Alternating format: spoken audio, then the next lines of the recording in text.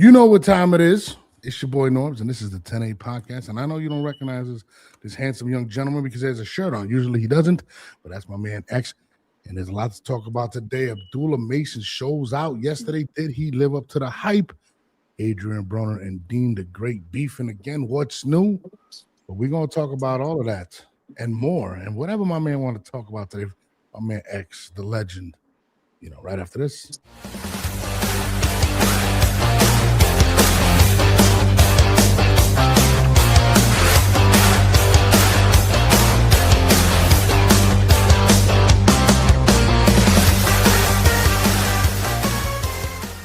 Hey, Geyser, what up, buddy? Yo, man, what it do, Brody?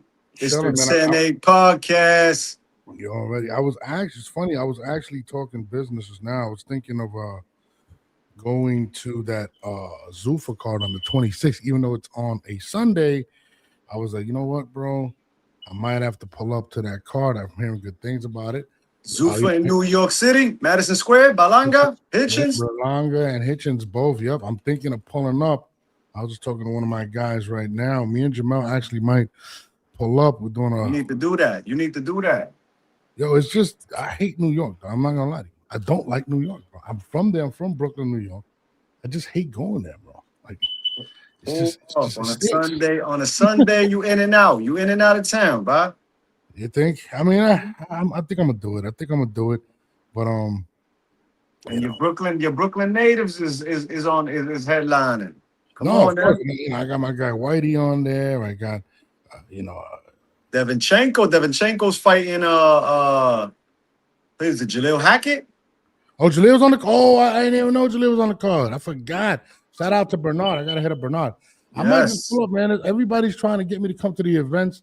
Jamel was telling me when he was at the fucking Xander fight, people were asking about the pod and people want us out there, so I'm just working some things.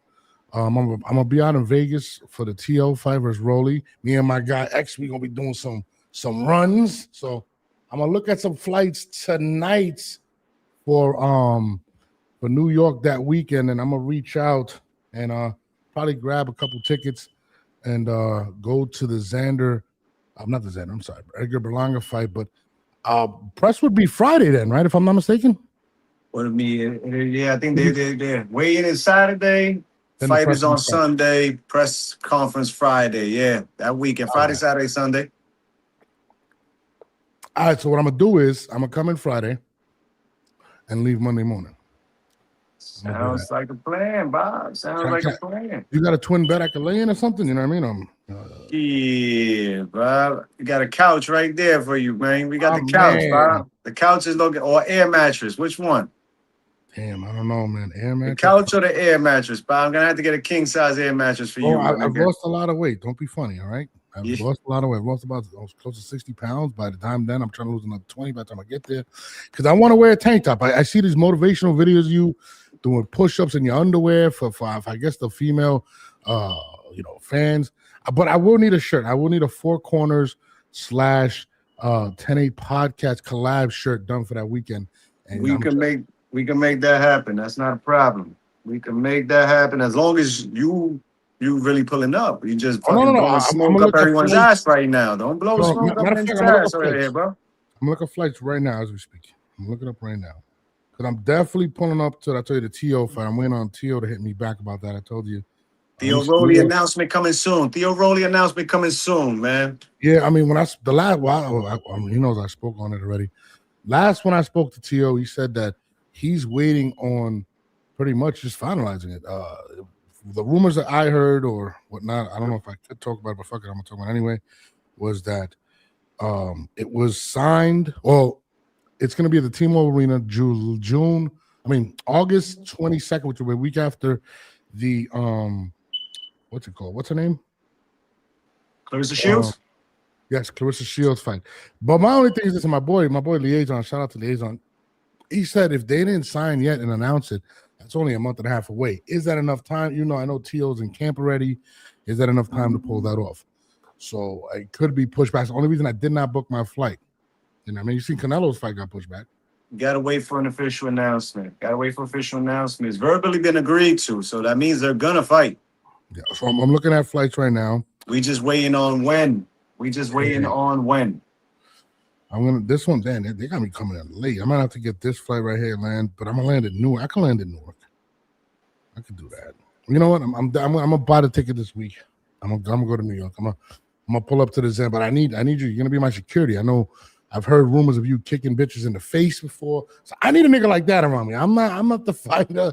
You know what I mean? Don't believe everything you hear out there. Don't believe everything you hear out there, man. You know what I'm saying? I heard my man right here gets it popping. We kick ass, that's for sure. People say, you know what I mean? But shit, man, I'm glad I haven't been on with you in a while, but I miss you, bro. I really do. You know. Listen, man, cut your shit. Get to New York. You miss us over here at Four Corners? Then get to New York, bye. You miss me? Then get to New York, bye. I got open arms for you right here. Look. Look, I got you. You got come on. Get to New York and drop another 20 pounds. I'll give you an even stronger hug, man. Nice. With no shirt. I love it. You feel me? It's hot out here. It's getting hot out here. All right, I'm gonna do it. And then I want to do the Clarissa thing. I'm about to reach out to Clarissa, even though Clarissa's in your town. You gotta be there. You gotta be there. That's gonna be in your hood, bye. Yes, this is my only issue with the situation. And I think a lot of people have been killing Clarissa's card. She's the only actual boxing match, if I'm not mistaken, on the card. Like I think the other two headliners are like what is it?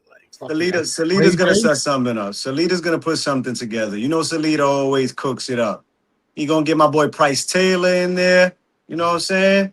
Salita got a bunch of bodies on his roster. Yeah, he gonna get Subriel up in there. Get Subri back in action. Oh my God! Does anybody want to see Matias after that last day shit the bed? Matias is always good for boxing, whether he's knocking out or he's getting knocked out. You feel me? Jesus. Well, so what's your take on the whole card, the whole mixing the I mean, it's been done before. Jake Paul has done it because he's a YouTube guy, but having Orlando Brown and Ray J, we just saw Ray J get knocked out by Super Hot Fire. No, now he's fighting one of my favorites. Those are super hot garbage. Those things are super hot garbage, but they super hot funny though. You know what I'm saying? Yeah. They're hilarious. Your man pulled out a stack of money and slapped Ray J up and down with the money and shit. You know what's crazy? My peoples, they rock with Ray J heavy. My one of my guys was a producer that I'm working with for this pilot that I'm shooting. He shoots a lot of stuff for Ray J. And I asked him, I said, bro, like, is that really Ray J? And he was like, bro, I don't know, man. Like, I guess it's the checks at this point. And I'm just like, yo, Ray J is winning. I mean, bro, we've seen him on the AB stream. Yeah, I was just about to say he running around with AB and Dean right now too. Yo, he was looking at fucking Dean like if Dean was Coyle Ray, bro. Like I was like, what the fuck's going on here, bro? Like Dean's a good-looking kid, but I don't think Dean swings that way. And them boys do whatever for the gram, man. Yeah. I mean, what do you think about mixing that? Because boxing, I think, out of every sport, whether it's football, baseball, basketball, soccer, hockey, boxing has been the one that's been, I don't want to say infiltrated, but has been more of the focus of the streamers. And I feel like whether it's Brian Garcia, whether it was Keyshawn Davis, whether it's AB right now, I feel like everyone in boxing and the streamers are coming together. And I mean, we have celebrity boxing. Why do you think that? You gotta remember, Norv's like you open up the gram, and you see videos of ninjas in the street fighting all day, right? There's videos of people at the pool parties right now, they fighting. There's people at the beach. There's someone just started and they fighting. So, and they get views, they get attention. People share them left and right. So when you got celebrities punching each other in the face, talking shit, it's automatic attention, man. And you know what I'm saying? It's gonna get attention. It's not official boxing, but it's a stream view, man. Like, you know, everybody's watching, man. Everybody's gonna watch the shenanigans, especially the shenanigans, man. But it's crazy how boxing has been the most influential one of all. Like I said, you got the Aiden Ross has done. Ouch, Aiden Ross has done the he does boxing events. everyone is doing celebrity boxing. I mean, it's crazy. Everyone's down to watch a fight. Everyone's down to watch a fight. You know what I'm saying? You know what's funny? Shout out to my boy Max Kellerman, right? I just want to quote this real quick. Max Kellerman came out and said, boxing is the biggest sport in the world. And I was saying, that nigga, you bugging. He goes, okay, I'm going to give you an example. Or fighting, he said. He said, if a football game was happening across the street, a basketball game was happening across the street, a hockey game was happening across the street, and there was a fight in the corner, where's everybody running to? And I was like, motherfucker, everybody's running to the fight. How about when the fight breaks out at the fight? Nobody's watching the fight in the ring anymore. They're watching the fight in the crowd. That's a fact. And listen, when he said that, I said, motherfucker, that was one of the greatest analogies I think I've ever heard. And it's true. Like, I was like, holy shit, he's right. He was good. He was right on that one because Max kind of fell off right now. HBO Max was that dude. This Zuffa Max right now. Ay, mama. No, I'm talking about my boy. I don't take disrespect for Max. He's my all-time favorite analyst in regards to just but I mean, not Zuffa Max. Zuffa Max, no. I mean, he's getting paid. He's getting paid a heavy fee. He sounds like Tim Bradley on Top Rank ESPN nowadays, man. Tim was not bad last night. Tim was not bad. Speaking on TNT, he was not bad. Tim was cooking more. He was cooking more and Mannix. No. Hold on. And Grisham. He was cooking them ninjas all night last night. Hold on. This nigga said, and we go all over the place, but this nigga, and I love good like conversations, right? So Tim goes, and they cut back from the break, and he goes, hold on. We're not gonna skip that. You motherfuckers went to college, right? But just I was like, yo, did he just say that shit on live? Like, I'm like, he's violent, and you could tell they was tight, bro. That's like, what Tim do. Tim be violent, and then Todd Grisham waits till you're off the air, right? Till they cut the camera to throw his jab in, but he ain't gonna throw. What did he say? He says some funny shit there, but he don't. He always wants to come through at the end. He waits till everybody's done talking, and then he'd be like, yeah, so ba. I'll be like, this funny ass ninja right here. No, I'm not gonna lie. And this is, you know what's ironic, and we were talking about the streaming thing and what we're doing and how, and I feel like how what we're doing is influencing what they're doing. Like before, you would have the Stuart Scotts, the legend, what's his name? I interviewed Scott Van Pelt and all them ninjas. Yeah, and even in boxing, you have Larry Merchant and yes, and it was very professional. And I feel like because of this era of us doing the rogue broadcasting or just showing up to events, these guys are now implementing that. Look at yesterday's staff and Sean Porter. Yes, he's a boxer and all that, but he's watching us. I know Sean Porter watches the show because he told me. He said you're great at what you do. They all watch us, and that's where they get their lingo from. You start hearing the lingo that we use. They're using it. You know what I'm saying? That's the craziest thing with boxing. And back to our point, this is why boxing is so much different than everybody else, because it's not an organized situation. So they're taking from, whether it's the showbiz or whether it's us, whether it's Four Corners, whether it's Two-Tone or whoever it is, they're seeing those antics and applying them. Even when Tim Bradley was the Top Rank, he was very whatever. I mean, now all of a sudden he's saying whatever the fuck he wants. That's why when he said what he said, I said, oh, this is a different Tim Bradley. Like, I was like, I'm actually fucking with this Tim Bradley. Like, but Tim is a menace. Tim is a menace. Yo, he violated though. I was like, you guys went to college? I was like, oh shit. But I agree with his point. Well, his point was he likes the open scoring because in every sport there's points except for in boxing. And if somebody knows they're behind, they're gonna try to come up. And you got the whole thing. Everybody's like, oh well, vice versa. If this guy knows he's winning, he's gonna take the foot off the gas. But in reality, the guy that's losing is gonna pick it up. I personally like that. I just didn't like that they announced it to the building. Just leave the score up there. I ain't with open scoring. I don't like that shit. Okay, so give me your reasons why you don't like open scoring. I don't like it because it takes away from the drama of the fight. You know what I'm saying? Like we're watching and doing our own scoring. Mm-hmm. You hear the card, takes away from the action. A fighter hears the card, he's up 5 rounds to 1. He'll take his foot off the gas. Next thing you know, black out. He get his ass whooped. You know what I'm saying? Mm-hmm. Or then it's also good though, because a fighter that is down is gonna hear that and he's gonna be like, okay, I gotta crank it up, and he'll turn it up. You feel me? So it's like, damn if you do, damn if you don't. but I don't like it. I don't want to hear this is through 5 rounds. I Judges didn't want have to hear it. that. Boop, boop, boop, boop. I don't want to hear that shit. I guess I'd rather hear the controversy at the end of the fight when we be like, how the fuck did you score that 10 rounds to 2? You know what I'm saying? Like the drama. You gotta save the drama. You gotta save the controversy. That's boxing. You know what I'm saying? So this is why I like the open scoring. And this is just being honest. This is my daughter on the thing. This is why I like it, right? This is how I like it. Because it takes away, in my opinion, the scandal aspect of it, or why, like the thought in your head of, oh, they switching the scores. How the hell did this guy win the fight? I feel like it takes that away. And also, at the same time, if a fighter knows he's down, right, he has to pick it up. He might be more likely to go for a knockout. How many fights we see, fighters are just tiptoeing through the thing? You might see maybe, let's just say if it's Shakur, he has to put the pedal to the metal because he may feel like the fight's too close. He may feel like, or Devin Haney might feel like it's too passive. I feel like knowing. I feel like Shushu took his foot off the gas last night when he heard 100%. The scorecards and he was up 5 rounds already.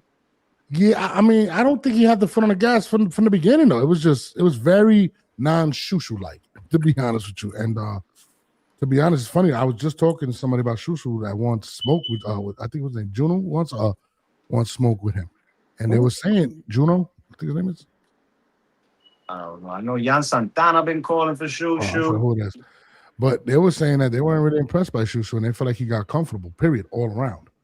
It wasn't his best performance last night, but he won the fight clearly. Yeah, no, he won the fight, but I'll tell you this, and we're gonna close out on this. Forget the Shushu. I feel like when it comes to the thing with the scoring, I prefer you don't. I prefer because I rather, just like in any other thing, the scoreboard's up there. I want people to see the scoreboard so the coach could coach and say, hey, listen, we're down. We got to pick up. Let's make like anything. You know, it's one of the greatest things in sports, the comeback. That's one of the greatest things in sports. Yes. And I feel like when you allow to see, oh, shit, he's down by 3 rounds, and now he's got to push forward, that's a comeback, bro. Eli Manning coming back, having all those games, Tom Brady, those things make it what it is. And if you know the score, Abdullah Mason's comeback last night was amazing. 100%. He didn't have to hear the scorecards though for it. His corner, his corner kept it 100 with him. Yeah, 100%. But sometimes you need to know that. But let's get to last night's fight, since we're talking about Shushu Carrington, who is receiving much criticism from a lot of the boxing community. What's your assessment on what you saw from Shushu last night? And he's been saying he wants to unify, even get all the belts. What do you think? A unification should be next. He made his first defense of his title. It was successful. I don't know if people noticed or if I'm bugging out, so you can tell me. So Shushu came into the ring dry. Okay. What does that mean exactly for the people that don't know? Really didn't see like a warm-up sweat on him, you feel me? Mm-hmm. So I don't know if that played into effect. He won the fight. He was dominating clearly. First 5-6 rounds, clearly. His opponent wasn't the original type of Mexican pressure, bunches and bunches type of fighter. He had a little bit of technique in him. He was trying to set Shu up and get his shot off. Eventually, he caught him with that body shot. Yeah. Shu, I think Shu's probably only been 12 one time. Not sure if he's been 12 before. Yeah, but this was if this was his first 12-round fight, he's gonna have to work on that. The gas tank kind of went low, right? He got hit to the body. He covered it up well. He protected himself. He got himself out that jam. He made it through the final round. The power wasn't, Shushu can crack. Yeah. And the power wasn't there late in the fight neither, right? They wasn't thundering. But he won a good boxing match. Right? You can't take away that he did clearly dominate and win the fight. He got in trouble late, 10, 11, 12. He got in trouble late. Gas tank kind of went down, almost close to empty. And these are the things that he has to go and observe and fix, because unification is what we want. Unification is what he's saying. When Brandon Figueroa beat Nick Ball earlier this year, Him and Brandon Figueroa linked up in Vegas. They did a little face-off, and they both said they have no problem getting it shaken. Espinosa is top rank. It shouldn't be a problem then making that fight. Yeah. Angelo Leo, another gritty, action-packed fighter. So that's 3 Mexicans right there that are world champions in that division, who are pressure fighters, who throw a bunch of punches per round, who fall right into the Shushu fight, right? Because Shushu can crack, you know, and if you're gonna chase him, he's gonna hit you, he can hurt you, he can get you out of there. It makes for great fights all around the board. It doesn't matter who's next. I would like Brandon Figueroa to be next. I would like Figueroa and Shushu to be next. I would like for that to be on the Canelo and Billy card, because it's Mexico against the world. That's the name of that card. Mm-hmm. Perfect matchup. Unification matchup. So let me give you what I thought about Shushu. I feel like as big as the stage was, and this was supposed to be, the reason he took this fight was because of the stage, the zone, and also the first time he's on TNT. They're launching a new broadcast. They're showing that TNT is now investing money in boxing. And what does everybody complain about at one point? There's not enough avenues for boxing. Now we got TNT, we got the Zone, we have Netflix, we have Paramount. There's a lot more Prime. There's a lot more people now involved more in boxing, whether it's because of the streaming and numbers that have been popping up, or the potential to get in cheap and buy later. I was very surprised that Shushu did not take this opportunity to make a point to the world, because this was the most eyes that was on Shushu ever.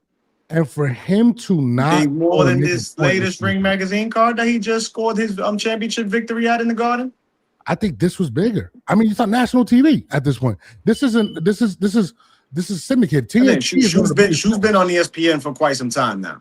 Yeah, but this is TNT. They have Abdullah.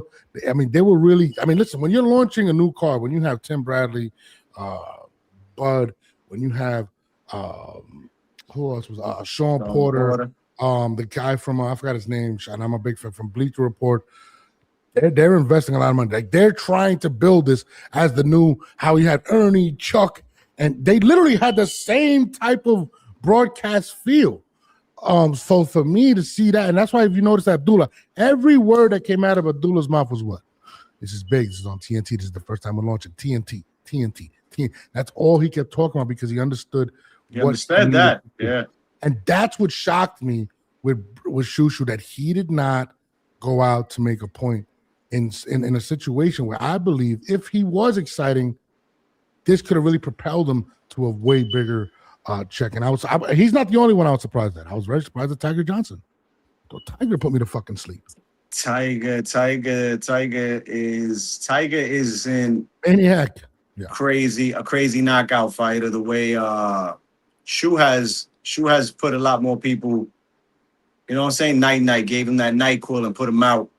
But this one didn't. He didn't get the knockout. He didn't win super impressively, but a win is a win, and a tough fight only makes you a better fighter. So this is my. I'm gonna go another person. Like I said, Tiger Johnson. I got to call him out in this situation. You can't win a fight the way you won that fight and call out Debo Dev. Who the fuck is gonna want to see that? Who the fuck is gonna want to see that after that performance? But Tiger's not on Debo Dev's level. For but what? He's calling him out. I mean, we know the bad blood there. He's also highly ranked in the WBO. He got one of the Kentucky Fried Chicken belts. You know what I'm saying? He just picked up a WBC Continental, and you know he got a few that was a unification Continental matchup last night. You know what I'm saying? They're trying to move Tiger Johnson, but we need to see more action from Tiger Johnson. Bro, you're an Olympian. That was supposed to be a bag for you, bro. And then off of that performance, you come out and say, I ain't trying to hear cuz. You know who and I'm sitting here like, nigga, if I'm Devin, I won't even respond to you, bro. He doesn't get a respond. He doesn't get a respond back. Come on. Devin is a high price fighter, man. No, high price fighter. But X, this is what I'm saying. You can't. have these opportunities. Complain about not getting these opportunities in boxing where you can get these bags and not come and perform, not take chances. Nobody wants to see that bullshit.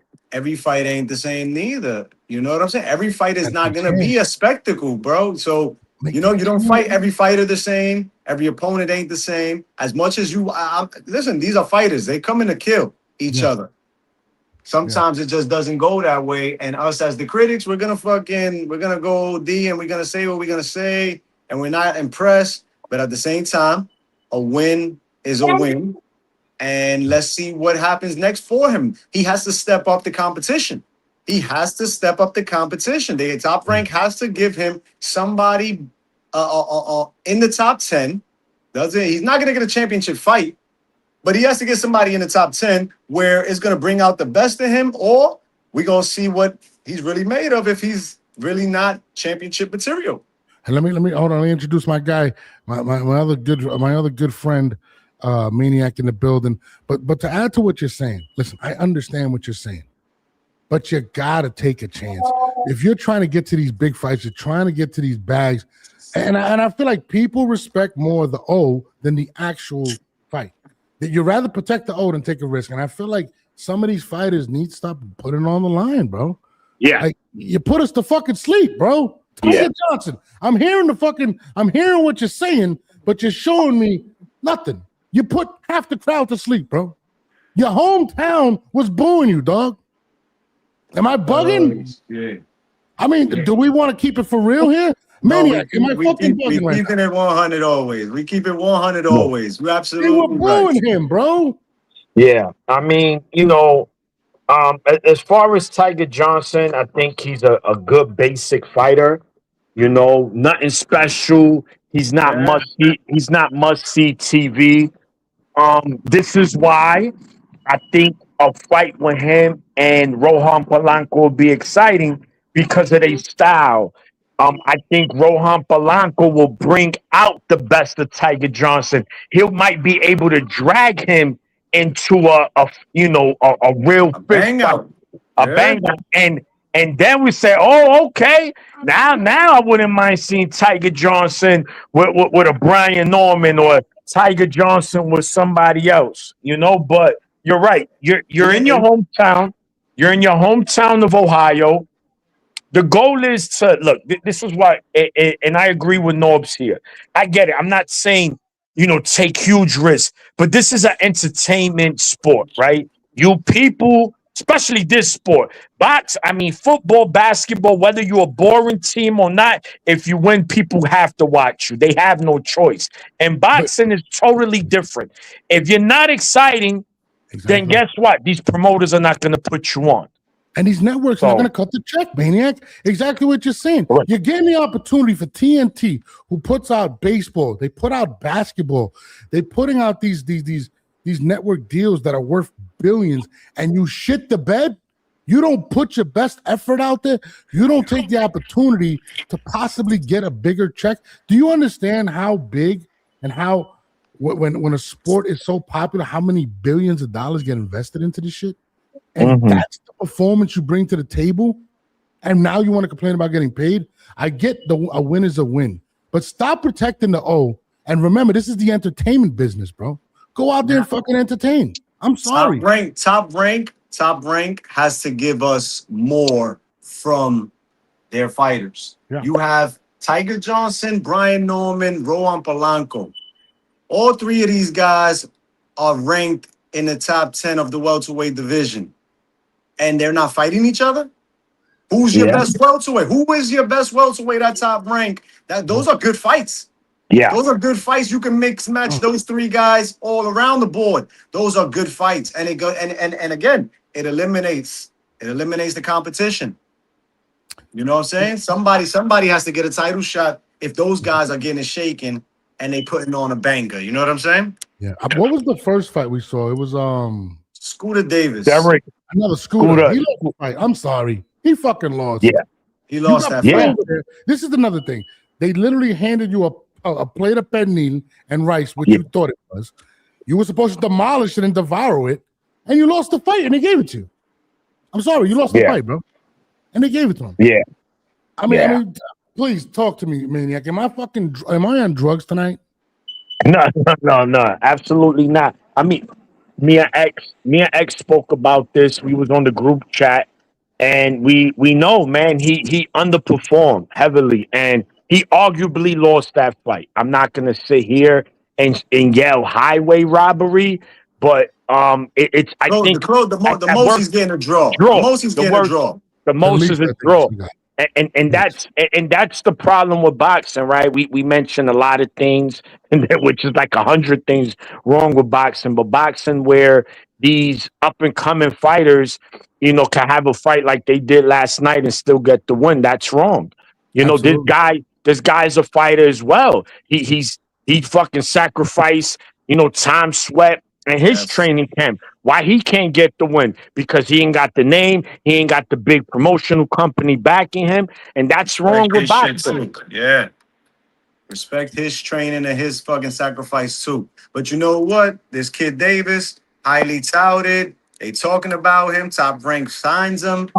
And the minute he came out and all of this shit, I said that's not a good sign. Hey, That's what up? not a good sign, bro. All that dancing, Yeah. all taking like 15 minutes to get to the ring because you fucking doing the Millie Rock and the dog. And look what you get. You shit the bed. He shit at the bed more than anybody else on the card last night. Garbage. Yeah. But it really disappoints me. But let's not shit on the entire event, because there was somebody that took the goddamn card seriously. Right? Somebody who was actually the goddamn lived up to the main event. That's actually 2 weeks in a row, by the way. 2 weeks in a row, the main event actually lived up to the goddamn show. Shout out to Boots Ennis, and shout out to motherfucking Abdullah Mason last night. Yes. Abdullah Mason could have did what everybody else does. I'm the star of the goddamn show. I'm gonna waltz through this shit. No, I'm gonna close this motherfucking show. Yes. He came out there and said, I'm the headliner. All these people out here, what is it, 20,000 people out here to see me, and I'm gonna lay it on the line. 9,000 wasn't. Oh, whatever, 9,000. 9,000. And that's big numbers. And that's big numbers for Abdullah Mason main event. You know what I'm saying? For the first time in his hometown, making his first defense of the title. And it didn't get off to a good start. No, it didn't. It got off to a shaky start. It looked like Albert Bell was about to cruise to a boxing lesson. Yep. But let me get off on this real quick. What I loved about Abdullah Mason is this. The kid is super humble. Yes. Love his dad. Yes. Love everything about him. It's ironic, and not to shoot at Keyshawn Davis. It's a very similar situation where they're working with him and his brothers because of the name. Same thing with Keyshawn. They bring the event to Virginia. Keyshawn fucked up and shit the bed for Top Rank. Ironically, Abdullah Mason was the person that had to save that main event, correct? He gets rewarded. Rewarded with the main event in his hometown, gets to put his family on, but also makes weight, right? Makes weight, and then puts on a fucking hell of a show and closes the show in a fashion to let the world know we're on TNT. Remember I said the TNT thing was big. We're on TNT every five words you mentioned TNT. That's how you promo an event. That's how you get more money sent to you. That's how you represent boxing. Shout out to Abdullah Mason for doing what the fuck he needed to do. Abdullah Mason and his brothers are professionals, though. Yeah. The family is a family of professionals. They not on social media dancing, doing flips. They not streaming with fucking other clowns, right? Because the stream game is a bunch of fucking payasos up in there. They don't talk shit. You know what I'm saying? They get shit popped to them, and you see Keyshawn pop shit to him every chance he get, and he be standing there just like this. Well, I'll see you one day in the ring. We can do the talking in the ring. Yeah. You know what I'm saying? And even after the win, humbly gives his opponent, you know what I'm saying, his hug, his flowers, and promotes his brand, promotes the Top Rank, the network. Like there's no over ego with him and shit. You know, like this kid is he's clean cut. And in the ring, he's a fucking monster. You know what's crazy? What I love about Abdullah is this, man. Yeah, which is true. Somebody in the comment, he did do a flip in the ring, though. He did a flip, and he shouted out there. He's like, "Yo, hold up, I gotta do my Teofimo." You know what I'm saying? Yeah, that's what was funny. But this is the crazy shit about Abdullah. He is literally going to become the franchise player of Top Rank because of the things he's doing, bro.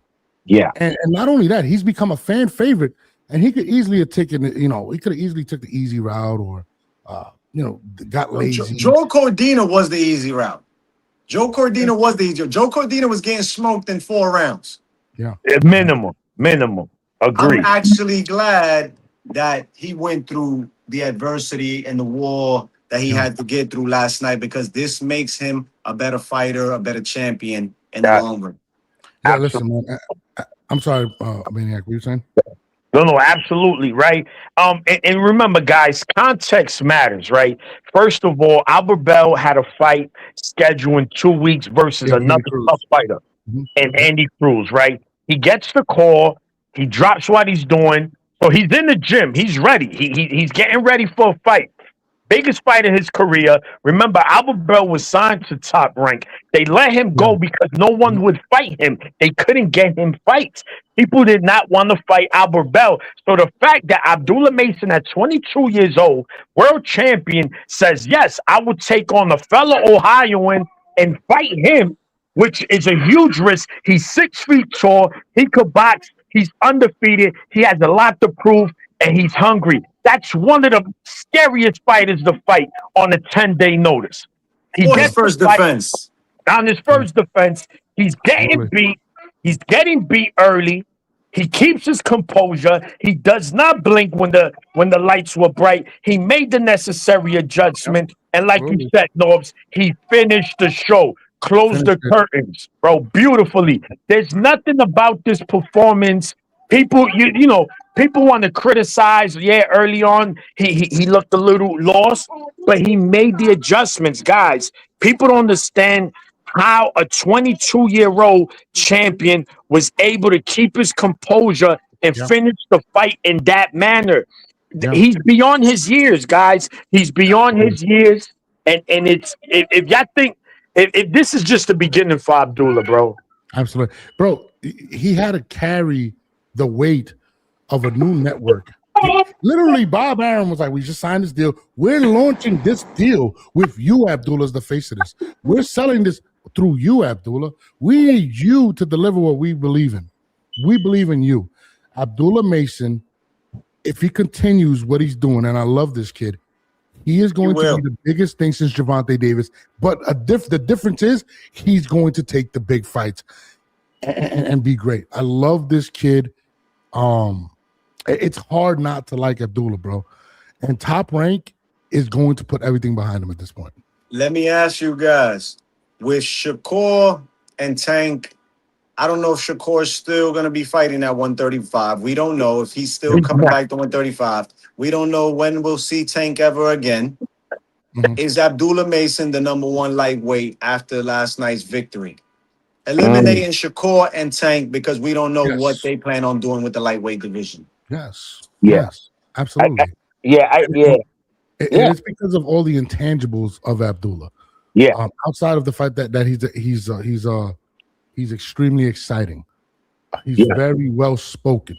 Yes. Understands what business is. And what I mean by that, at 22 years old, to understand that you're carrying this franchise, they're putting the weight of the success. Remember, didn't they lose the ESPN deal, right?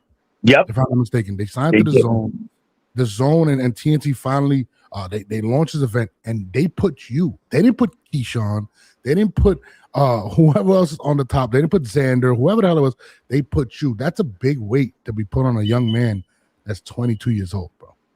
Right. I'm going to be honest with you. And a lot of pressure on the back of Abdullah as well, representing Top Rank, who just took a loss and lost 2 championships last week. Great fight. You know what I'm saying? Great event. But they lost two championships. They couldn't avoid to lose another championship last night. You know what I'm saying? No. One of their big names. And just for the things you mentioned, Norbs, right? Because people don't see that part of it, right? Fans, there's some fans that don't understand that part of boxing. It's more than just fighting, man. It's how well you speak, how you carry yourself, your character, and Abdullah checks all the boxes. You don't have to be a fan of his, but you have to respect him, man. Not only is he humble, his father, his brothers, like it's a loving family. They're Muslim. They stick to the rules. I'm sorry, Haney, but you know these guys really are what you know. They say they Muslim and they carry themselves like that. So, and it's true for top rank, the greatest. We're not debating the greatest promotional boxing company in the history of boxing puts all of that on the shoulder of a young African American 22-year-old. It gets no better for that. That's a huge compliment, and he delivered. And it's only gonna be up from here for Abdullah. And don't forget, big shout out to Jay Prince, man. Jay Prince does it again. He's got another one. He had Floyd at the beginning of his career. He had Andre Ward at the beginning of his career. Shakur Stevenson, and now he's got Abdullah Mason. Shout out to Jay Prince Boxing. Yeah, shout out to Jay Prince. He's a monster. He got Keyshawn. But you know, to finish off this topic and get to the next one, Abdullah's a fighter that transcends through everyone, whether you're black, whether you're Asian, whether you're Hispanic. Yep. He literally is what everybody expected Gervonta to be. I'm being honest with you. Mexicans love him. Puerto Ricans love him. Bro, how can you not like Abdullah Mason, bro? These boys right here got a lot of love for Abdullah Mason. You heard? Yeah, no, you got listen. He, like you said, right? You want entertainment in boxing, he's entertainment. Right? You want humbleness in boxing, he's humble. Absolutely. You want fighters to duck no smoke, he ducks. In fact, they got shirts, duck no smoke. Yeah, so what appetite for the smoke. Excuse me, same shit, right? Yeah. Just different wording. So if you're not impressed by that, then you know what? You're not a fan of the sport. You just have your own agendas. And I respect it, bro. I just love him. I can't wait to see him again. Bottom line. The aircraft carrier says, I'm glad all the weight was not on Tiger Johnson's shoulders. Listen, in all honesty, Abdullah Mason is the best thing that happened. Oh, shit. You know what's great? I want to add one more point to Abdullah Mason. He's the best thing that happened to boxing in a long time. I'm going to be honest with you. But you know what's the craziest thing? And I was talking to, I forgot who I was talking to. Hey, Ryan Garcia getting his shit together is the best thing that happened to boxing. No. Yes, but I'm talking about in terms of what Abdullah brings to the table, because Brian's a nut ass nigga, and I love Ryan. But Abdullah, it's all with discipline, respect, and chasing that greatness. You can see Abdullah wants to be great. Oh yeah, you know what's crazy though too. I wish, and this is, I don't want to shoot at Floyd because I'm a big Floyd Mayweather fan. There's a guy on his roster that came up around the same time as as Abdullah that should be there. That should be where he is, and that's Carmel Moten. Where's the milk carton? He's going up. He's going up tomorrow, baby. He's going up tomorrow. Jesus Christ. Can anybody tell me where the fuck Carmel Moten is? Last seen, I think he was last seen on a Pacquiao card, was it? Or did he miss weight and didn't fight at that one? Or his opponent dropped out? Jesus Christ. We gonna check it out. Carmel might be tomorrow's milk card Monday special. Listen, is he not the most? And this is, I don't want to put this on. That kid is talented as well. That kid has a lot of talent. Is he not the most disappointing prospect? I think in the last couple years. I wouldn't. Well, as far as being promoted, yes. As far as I'm not talking about talent. The kid is fucking immensely talented. Yeah. Promotion sucks. People should be talking right now of a Moten versus Abdullah Mason fight. Listen, you're a businessman. You understand business. Yeah. Floyd is a hell of a fighter. He's not the guy to sign to. I'm sorry what anybody says. Every fighter who has signed with Floyd has done bad. The only one that was doing good until they had a fallout was Tank. Don't forget my boy Badu Jack. Badu Jack did well on the TNT. Yeah, he did. But I'm talking about star power. Carmel Moten has star power potential. Like we should be talking, like Norb said, we should be talking about a Carmel Abdullah mega fight in the next 2 years. But Carmel is missing. Where is he? X is gonna tag him. Let's see he come out. Can you find him? I'm gonna go get baby Capri her milk tomorrow morning, and we gonna see who we find on milk card Monday. Yeah. And it's so crazy who you sign with, who you put your trust in, where your careers go. Abdullah Mason has gone this way, and Kermel Moton hasn't even broken a fucking YouTube card. He hasn't even been a main he hasn't made a main card, bro. Correct. What the fuck is going on with Kermel Moton? He went from the prime cards because he was on a few prime cards to Danny Garcia cards to Danny didn't make the Danny card. Pacquiao promotion cards now because I heard he's messing with Pacquiao promotion. If I'm not wrong, I think Knucklehead Sean, Pacquiao's manager, might have signed him to a managerial deal. And if that's the case, then Sean, I'm sure, can do better for him. But we still waiting to see because that kid will be he wasted talent. I see him hanging out with my girl Michaela Mayer at the gym all the time. Like that's the most that I see of him. I mean, and this is so disappointing because where Abdullah is right now is where he should be. We should be talking about the possible super fight of Abdullah Mason and Kermel Moton, bro. It's unbelievable that the trajectories are two opposite ways at this point. I just what's going on? This is not a slight at him.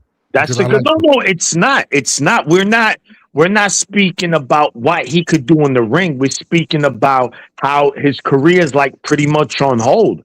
And if he was I don't get why people sign with Floyd. He doesn't have a good track record. Yeah, he has some fighters that had some good success here and there, but he's not De La Hoya. He's not Bob Arum. He's definitely not no Al Heyman. And he's no Eddie Hearn. He's no Frank Warren. I wouldn't. I'm sorry, bro. I wouldn't sign with Floyd. I think Salita's probably even a better promoter than Salita. Yeah. Look, he's doing a good job with Clarissa. Clarissa about to fight again. He got her active, whether we like Clarissa or not. Salita's doing his job as a promoter, bro. And he got Subriel back to the championship. He got chunked after he lost by Eddie Hearn, and then Salita picked him up, got him a few stay busy fights, and got him back to the chip. Yeah, I mean, I'm disappointed, man. I like Kermel Moton. I wish that Kermel. Listen, man, if you see this, man, we're not hating on you, brother. We actually fuck with you, dog. Yeah, we actually want to see you outside, Bob. We want to see you inside the square circle, Bob. Putting that work in. Before we move on, man, real quick, Abdullah Kid Austin, talk to me. I like it. Let's do it. But Kid Austin's chasing. He makes more videos about Tank than Punch Drunk does about Clarissa. Listen, I love Kid Austin. I think Kid Austin's awesome. Yeah. Love everything about him. I think he would lose to Abdullah, to be honest with you. I favor Abdullah as well because we haven't seen Kid Austin neither in a while. He was on Milk Card Monday earlier this year, and we still yet to see him return to the ring. He's chasing Tank. I don't even think he's really chasing Tank, bro. Because when his father got on that fucking interview with, I think it was Kenny Ellis, his whole thing switched up. The motherfucker actually said, and I quote, if he survives 12 rounds with Tank, that's a win for us. I was like, motherfucker, you my trainer? Out of here. Yeah, that's what he said, bro. That's the shit, yo, bro. Come on, man. Look it up, bro. Maniac. Edgar Balanga. That's some Edgar Balanga shit right there. There you go, bro. I don't want to see that shit, bro. No. And again, I like Kid Austin. I like everything about him, but he's someone that has to take his career back. I understand your dad is a great supporter, but he's not Devin Haney.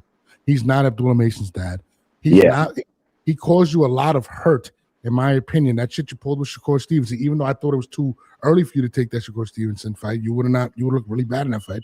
But it's always something when it comes to you. You had the Abdullah Mason fight and asked for $10 million, was it, or some crazy shit in order to fight him? Fight who? To Abdullah. You remember that shit when he was like, "Yeah, I'll fight Abdullah Mason. I want X amount of money." No. I mean, they're not. You know, as much as we love Abdullah's not worth $10 million yet. No, not now. No, not now. Eventually, he will. But yeah, listen. I want, just like we all want. I want the best fight in the best. Yes, I will favor Abdullah to beat Kid Austin, but I think it'll be a very good matchup because stylistically, Kid Schofield's gonna take risks, and he's also explosive and he punches hard. And you know, Abdullah's not he's not the hardest fighter to find, so he's gonna land on Abdullah, and it's like, oh shit, can now he take a punch of someone with that kind of power? Again, these are just questions that us podcasters are talking, but I'll still favor Abdullah to stop. I'm gonna tell you this about Abdullah. Difference between him and Schofield, right? I feel like Schofield is the same thing you're gonna get all the time. I feel like Abdullah has grown every single fight. He's seeing so many different things and showed us so much more versatility. I feel like Abdullah is just growing at 22. This kid is, he's amazing. I feel like the direction he's going. And that's my biggest thing with Austin. If they would have signed the fight, bro, I'm not gonna lie to you. 2 weeks before the fight, I'd be nervous that it's gonna happen. I wouldn't even take the risk of signing that fight if I was the Masons. I would be insulted to take that fight right now because I couldn't trust them. Yeah, no. But he's Abdullah Mason has fought on the Riyadh season already. That's when he won his title against Sam Noakes. A hell of a fight, by the way. And I expect Turkey to bring Abdullah back, man, in another big fight down the line. So, yeah, I can't wait. Abdullah is Riyadh sponsor too. He's one of their ambassadors. Some shit, yeah. I mean, Turkey. I'd like to see the fight. I'd like to see the fight. You know what other fight that another guy that we all need to shout out is Shaki Foster. Shaki Foster wants smoke. He wants smoke with everybody, bro. Another guy that I feel like needs to get more of a push. Even though when they asked him at the Xander fight about my guy Navarrete, he didn't seem like he was jumping at the opportunity. I'm not gonna lie to you. I'm a big Navarrete guy. Me too. What do you guys think about a Shaki Foster and possibly the fight with him and Navarrete? I think the fight's at 135. I could be wrong. That's 130 unification. Yeah. Okay. 130. Navarrete has 2 belts. He has the WBO and the IBF now. Yeah. Shaki has the WBC, and who's the WBA champ right now at 130? Is it Roach still, or he's Jazz Dickens? Oh no, it's not Jazz Dickens. This guy beat Dickens. Pause. Kakashi. Oh, Anthony Kakashi's a champion. Kakashi 6'9". I was like, hold on, I'm a boy.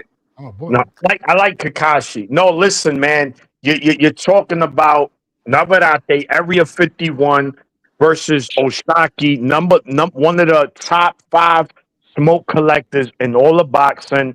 Yeah, I think it's a hell of a fight. I am a Navarrete fan, but I will favor Oshaki in that fight because Oshaki, one thing he's also good at is adjusting, and he boxes. And if you drag him into a firefight, he's not going to shy away. He's going to stand there and bang. We saw what he did with Rocky Hernandez, which was round of the year. That round 11. He's not doing that with Navarrete. No. I know, but what I'm saying, hold on. No, you got to remember, Navarrete's a little long in the tooth. Yes. So it's a little better for him. I'll take it. It's still a dangerous fight. Navarrete's very unorthodox. He throws punches from weird angles. He's very active. He's a veteran. So it'll be a tough fight, but I'll favor Oshaki in a close fight. But it could go either way. Yeah, I love that fight. I hope it does happen. I mean, you gotta big up Oshaki. He's, like I said, he wants smoke with everybody, man. And it is what it is. But Navarrete, him, I'm gonna go with my heart on this one, man. I'm gonna say Navarrete breaks the trend of having trouble with boxers, and I think he beats him. I could be wrong. Yeah, Navarrete beats Oshaki. I like Navarrete. If Navarrete drags him into the dogfight, like you said, Maniac, Oshaki's not. He's not gunshot neither. You feel me? He's down to get it cracking. If Navarrete drags him into that, then Navarrete's fighting his fight. Shaki's fighting Navarrete's fight, and Navarrete gets the best of it because Navarrete's awkward. He throws punches from all over the place. He jumps around the ring. These guys are what they Navarate's taller. Navarate might be taller than him, right? He is. Bro, Navarate throws an uppercut from like 50 feet away. Like it's insane. Yeah. And Navarate got that fucking horse face chin, bro. Like, you know what I'm saying? He's not a guy that just lays down off of any shot. And Oshaki is not the biggest puncher, but we know that he can fight. He can crack. I mean, it's the best fight in the division, I think, aside from Kakachi and Navarate, because that'll be a straight bloody, a bloodsy one. That'll be a bloodsy You know one. what I love about Navarate? Is that you ever pass by those bars and you see those guys drunk outside with the hat on, sleeping? That's what he looks like. He just shows up to fights looking exactly like that. But you know why? This is the difference now. In the past, Navarate, this is why it's so scary. How just naturally he good is.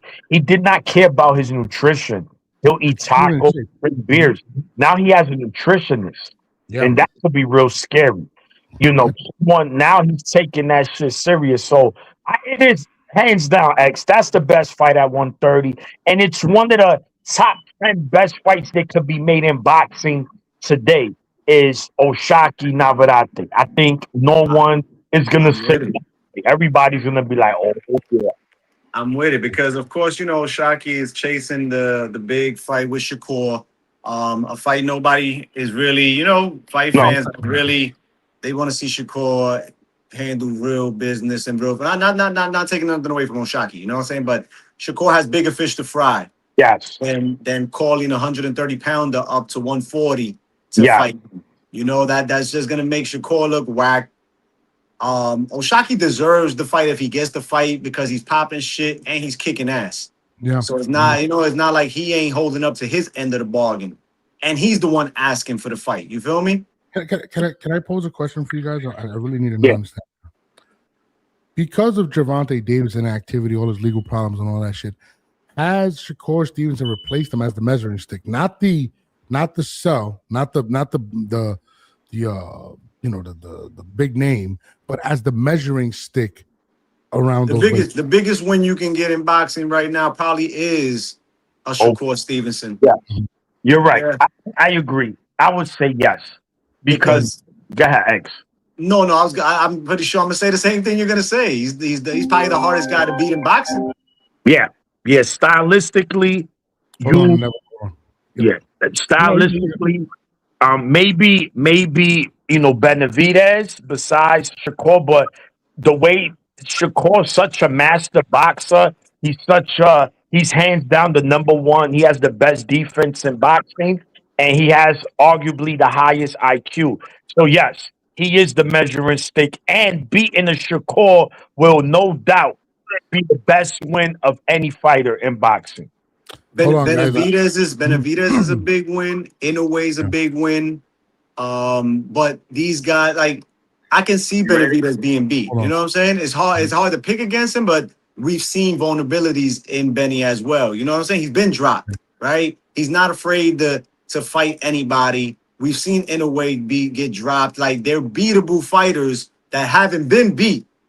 I really haven't seen anyone coming any close. Shakur hasn't hit the deck. Shakur hasn't really, other than that jab probably from Zepeda that gave him a little stinky leg real quick. Yeah. You know what I'm saying? Like, that's probably the most damage I've seen Shakur take or be hurt or vulnerability. Or just some like stun. I think he was, no, because he bounced right back. You know, he bounced off the ropes and he got right back in it. His baby girl said, "Daddy, he almost knocked you out." He said, "Hold on, guys, I got a caller." Go ahead. I want to. First of all, in the 10 podcast, I try to bring everybody together. I know you guys in the past have had little squabbles. It's my man D Block. He wants to come on and speak, and y'all all my peoples. So inevitable D Block. There's my brother, Four Corners X, and my other guy, Maniac. This is the inevitable D Block, the lunatic. D Block, what it do? D Block on. What's up, D Block? Okay, I'm at work, but I'm gonna tell you right now. Look at my tweet. It's breaking news, big time. You're gonna explode. This is what you're gonna talk about right now. What? David Benavidez has been exposed by his wife right now on Instagram. Look at my post on my X account. You're gonna see what I'm talking about. I'm at work. I just had to call in the show. make this show hot and fire. Breaking news, breaking news. Hold on. Let me see. What happened? I don't know. I'm looking right now. Oh shit. No, cheating okay. shit. Now I'm going to sleep. Okay, so knowing David Benavidez couldn't give up the fuck is that? The beer and oh shit. And his ex exposed his ass on Instagram price, knowing the beat running from Opataya. David won't fight Opataya. David to fat. This guy hates David. So apparently his baby mom's hold on 5,000. David met his. We know he used to mess with that nose candy. He admitted it. Okay, so this is what it is. She called off her. I don't really like talking about this stuff, but with an incredibly heavy heart, Karina has made the painful decision to call off her wedding. This is not the ending. I pray for I love David. God's grace, healing, the restoring. For possible, I never stopped believing in the man I knew. Blah, blah. I encourage him to see God, to be baptized. But I've come to understand that no one can force another person's decision to cancel our wedding is because of his ongoing personal struggles that have affected our relationship. Struggles that many people are already aware of. Snobs. Yeah. Listen. Yeah. We don't want to hear his baby mama drama. I'm sorry, man. I'm gonna keep it real. When it comes to the baby mother drama, I don't care simply because they all trifling is what it is, man. And nobody knows. Nobody's more angry than a scorned wife. So we don't want that stuff. We don't want to hear that. Man, your man got her in Gucci, Prada, got her whole fucking body done, turned her into a supermodel. Yeah. And now it ends like all the others, my G. She's flipping now, right? What upsets me in that situation, and shout out to the Inevitable for the breaking news or whatnot. But and again, it's news. But the one thing I will say about those situations is when you are having a breakup of that magnitude or whatnot, why go to social media? Why the announcement to the world? Have I ever asked about David Benavidez' girl? Have you ever asked? Bitch, that's her only claim to fame. That's the only way she could probably cause damage and distraction. You know what I'm saying? Like that's. Come on, Bivol's wife did the same thing. She was rooting for fucking this Canelo. She was rooting for Canelo. Like, come on, dude. Like, this is the thing I hate about. Listen, you're married to nigga, you love him, you had his baby. Now you want to put out that he's still using coke and trying to ruin his fucking career. Lady, listen, grow up. Seriously. Shout out to David Benavidez. Shout out to Inevitable for the breaking news. He hates Benavidez, by the way. He's a Canelo fan. I love Canelo too, but I love David Benavidez, and I don't give a fuck if he does every night, bro. Yeah, as long as that nigga goes to the fight and does what he got to do, and he's not cheating, I don't care. I do hate the fact that these women tend to whether they tend to always go to social media to put out how bad this individual was. But lady, you had a baby with the nigga. Lady, he put you in a situation where you got whatever, and now you're gonna hit him for child support and say you need $100,000 a month because you need your nails done. I need to meet that motherfucker that does your nails because I'm gonna apply for a job at that nail salon. I hate that type of shit. Fuck that. That's not news. Right. And mind you, she was probably swallowing his kids the other night, but now he's not. It's that. Listen, that's bochin shit. That shit don't. That's normal shit. Listen. Hopefully they could get this shit together. And we know Benavidez when he's in the. And as a matter of fact, that might be bad news for his opponents, bro. Someone like Benavidez upset. I feel bad for his next opponent. He might kill that motherfucker. 100%. But back. So off topic. Shout out to my guy Inevitable D Block. That's my guy. But he hates Benavidez. But shout out to David Benavidez. We fuck with you. We support you. We send your prayers. Continue to be a great father. Continue to be a great fighter. All that'll pass, my brother. We've all been through it. Some of us are still don't trust her no more, David. That's that, my ninja. She put that out on some whatever bullshit. Oh man, who knows what do even worse next time, man. I will tell you this. The only positive of that is this. Boxers are becoming such big celebrities that everybody's getting followed by TMZ in boxing. So shout out to the TMZ community that loves this type of shit. And first of all, she looked like the doll from Saw. She's plastic. I'm keeping it a stack, bro. I'm keeping it a stack. So he ain't losing. He ain't losing nothing, bro. But anyway, what's the next topic? So now we're having a good show. There's about fucking almost 800, almost 1,000 people in here. Shout out to my brothers. I've been trying to get these motherfuckers on. Watching. Smash the like button. Smash the like button. Yeah, Maniac has been ducking me for whatever reasons, and X is always doing workout videos for the bitches online. But anyways, I want to revisit a thing. My man called you guys out last week. I have to be honest with you. Oh, my man, Absolute Boxing, was on this show. Oh, okay. That's Mr. White Claw. White Claw. He was sober. He was drunk. Which one? He drinks the White Claw. He was a mix of both, and he said, "I want X and these guys to go on the show because they were drinking the Xander Zayas Kool-Aid, and Boots Ennis did what he had to do. I need you to respond to my man about drinking the Xander Kool-Aid. Were you guys drinking the Xander Kool-Aid?" No. All right. So go ahead, X. You go first. X got a refrigerator full of Xander Kool-Aid. You heard? You heard? I'm still mixing that shit. You heard? But I'm not gonna chase that shit with no White Claws. That's for sure. You heard? But Absolute be drinking too many of those things though, man. He gonna go and tell me Xander's no boxer and Boots is no puncher. So I was like, so what are you watching when your man has 35 victories and 32 knockouts, bro? 36 victories now, 32 knockouts. Excuse me. What do you call that? Power. That's not a puncher. No, he's a boxer puncher who stylistically, Boots seeks and destroys. You know what I'm saying? Correct. Boots seeks and destroys, and in the midst of it, he's gonna get flashy on you. You feel me? Yeah. Xander is the boxer who didn't box on fight night. You know what I'm saying? Like, didn't box on fight night. Decided to bang with a killer in Boots Ennis. And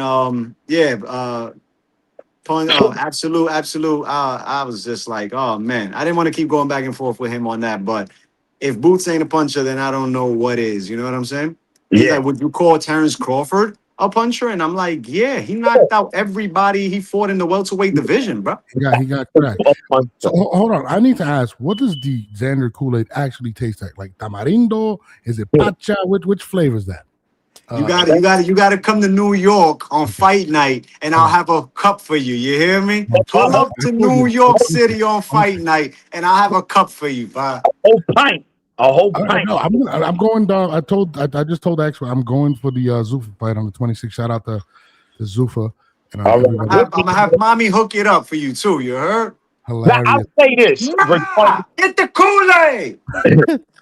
Regarding the whole Xander thing, I was never high on Xander when we had our podcast, which we got it on hold. I remember shout to Fight Night Mo. Yo, Maniac, why you always dissing Xander? I said, no, I never did Xander. I just say I'm not high on Xander. I'm a fan of his, but not high.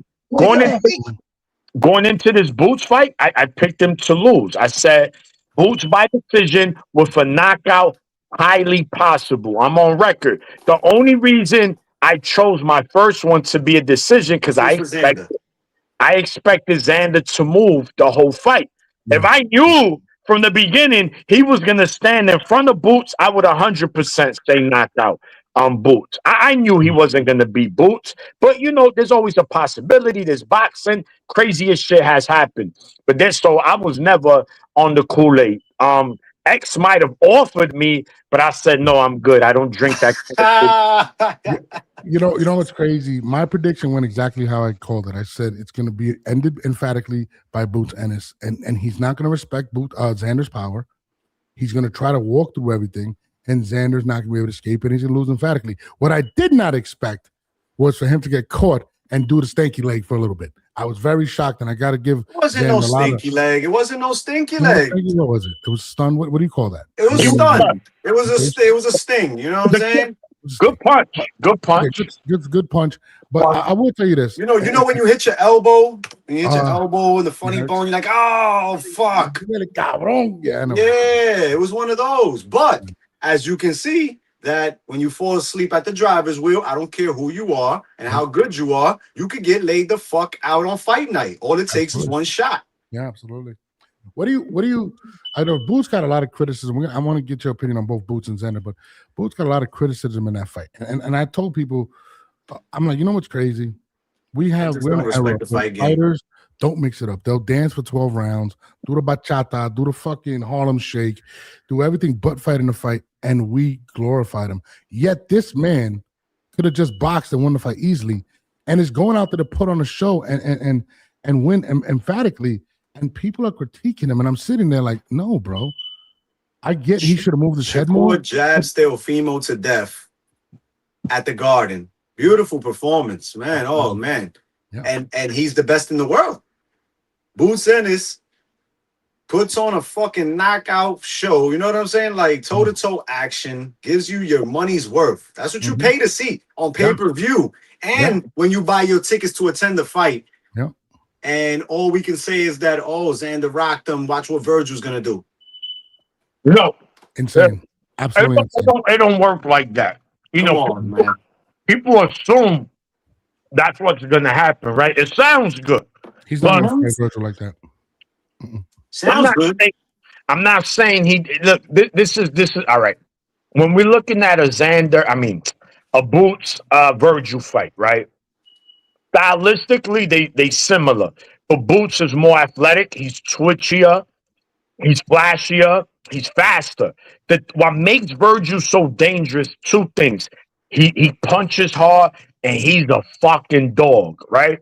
Something we saw from Abdullah. Something we saw from Abdullah yesterday. Abdullah, that dog came out of him. That's what helped him win that fight, being a dog. And you know, so there was gonna be two pit bulls, Boots and Ortiz in there. And if Boots just fights smart, and what's fighting smart is not standing in front of Virgil all day. Just give him angles, pivot, you know, make him find you a little bit. And I think Boots is going to pick him apart. Obviously, Virgil will have his moments, right? How well does a Boots take a Virgil punch and vice versa, right? We just can't say, oh, let's see how Boots take Virgil's punch. Yeah, let's see how Virgil takes Boots' punch. Because Boots is one of the biggest punches in all the boxing. So it goes both everything ways. hard. Everything hurts. Yeah, exactly. And bro, you hear fighters, bro, every time they fight Boots, they be like, yo, this motherfucker, he put damage on me. Karen, I got it in the interview. I got it in the interview with Karen after the second fight. And you know, Karen got a lot of kudos as well because he went the distance. He did his thing against Boots. But he was like, yo, how hard does he? He's like, oh man, that guy. Every shot hurts. I gotta tell you this right now about Boots. Right, Boots is talented enough to just do the least possible to win a fight. He does. He has a talent to just dance around and not take any chances and fight behind his jab. But he chooses to entertain the people that are spending their hard-earned money to a fight. He's a throwback. Whether you want to put him with a Hagler or Hearns, he's a throwback. He wants the smoke. Yes. And I feel like people glorify more of the boring shit that we saw last night in the beginning of the TNT card, right? Than what he actually did. He's getting critiqued for having balls, which is crazy to me. He's, to me, top 3 most talented fighters in the world and is still willing to put it all on the line.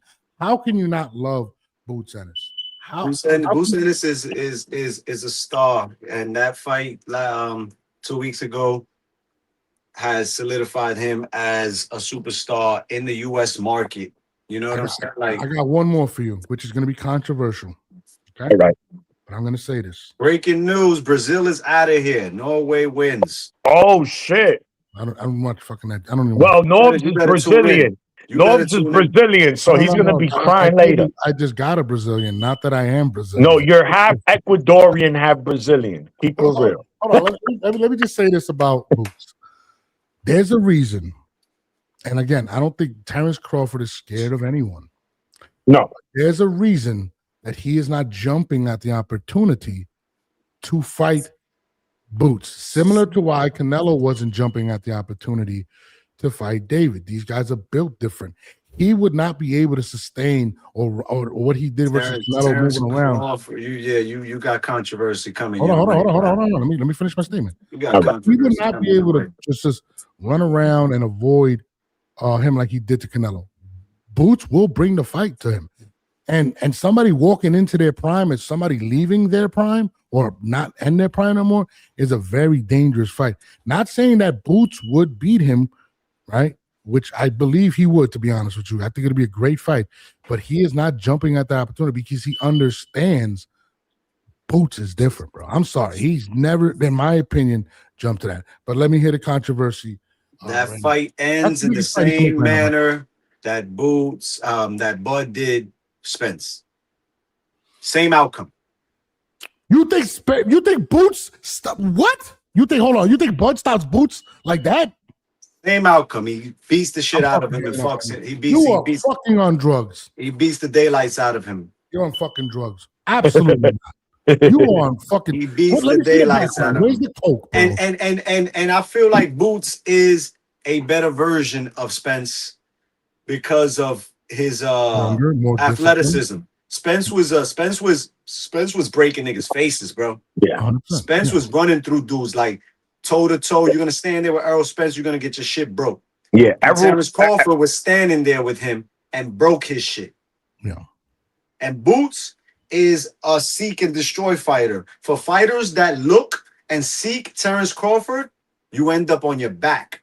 If you chase Terrence Crawford, if you look for Terrence Crawford, he's gonna counter you. He's gonna break your shit. He's gonna snap your neck like he did to Jose Benavidez. You know what I'm saying? Like, don't chase Terrence Crawford. You cannot chase Terrence Crawford. That's why Israel Madrimov had such a good fight against him. He wasn't chasing him all night. He made Terrence do some chasing as well. You feel me? Like, it was a back and forth style matchup where the footwork was good on both ends. The Canelo fight as well.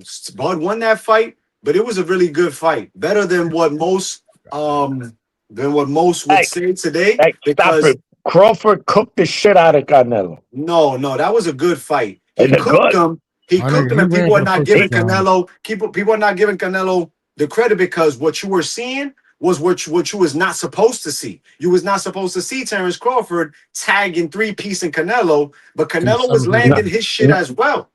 Yeah, but then Crawford would run around the ring, like you said, right, Bob Knobs? He used the ring. He used the ring. He used the ring. He used the ring. He used the ring for about 2 minutes of the fight. He would fight 1 minute. He'll come out when the bell rings for the round, throw a combination, ping pam, ping pam, boom, ping pam, ping pam, boom. People would be like, oh shit. Canelo's getting tagged, and then he would use the ring for the rest of the next 2 minutes. So let me bring that. You see what you're saying? He can't do that with Boots. He has to fight. He don't need to do that with Boots, bah. He's gonna knock that ninja the fuck out, bah. Boots is not Canelo. Boots is not 168 pounds, bah. Boots has a chin. He has a chin, right? Because we haven't seen him hit the deck. But Bud Crawford will break that shit, bro. I want to see that fight. That is the biggest fight Bud Crawford could make if he were to come back. That's the only fight. I would not throw that fight off yet, right? Money talks. If Boots could perhaps beat the likes of a Virgil, beat the likes of Fedora in sensational fashion, now the whispers will get louder. Hey, Bud, you need to come out because this guy right here looks like no one's going to stop him, and this is what we want to see. Now, Bud does not have to come out of retirement to fight no Boots, and if he doesn't, he's ducking. No, absolutely not. Bud has put in his work. He's close to 40 years old, bro. That's a dinosaur in boxing. Fighting at that age, you're a dinosaur in boxing. Now, if they were to fight, I know X said he got Bud. I'm destroying Boots. I have Bud winning, but not destroying him. I think it'll be a competitive fight, but I see Bud winning about an 8-4, 7-5 kind of fight. Because see, the difference is this.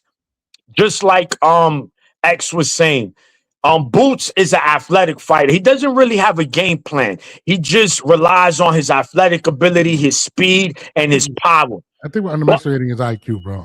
No. Listen, not saying he's dumb. He's smart.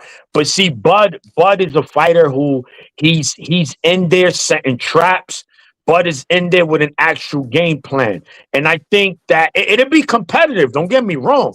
But I just think Bud right now he just has this, and plus he has this switch that no other fighter has. Now we see Abdullah last night with that. That's a Bud kind of switch where the fight is close and he could just put it on. But the reason I don't really like talking about it is because Bud is retired, right? And it's kind of a hypothetical fight at this moment. But it's a possible fight.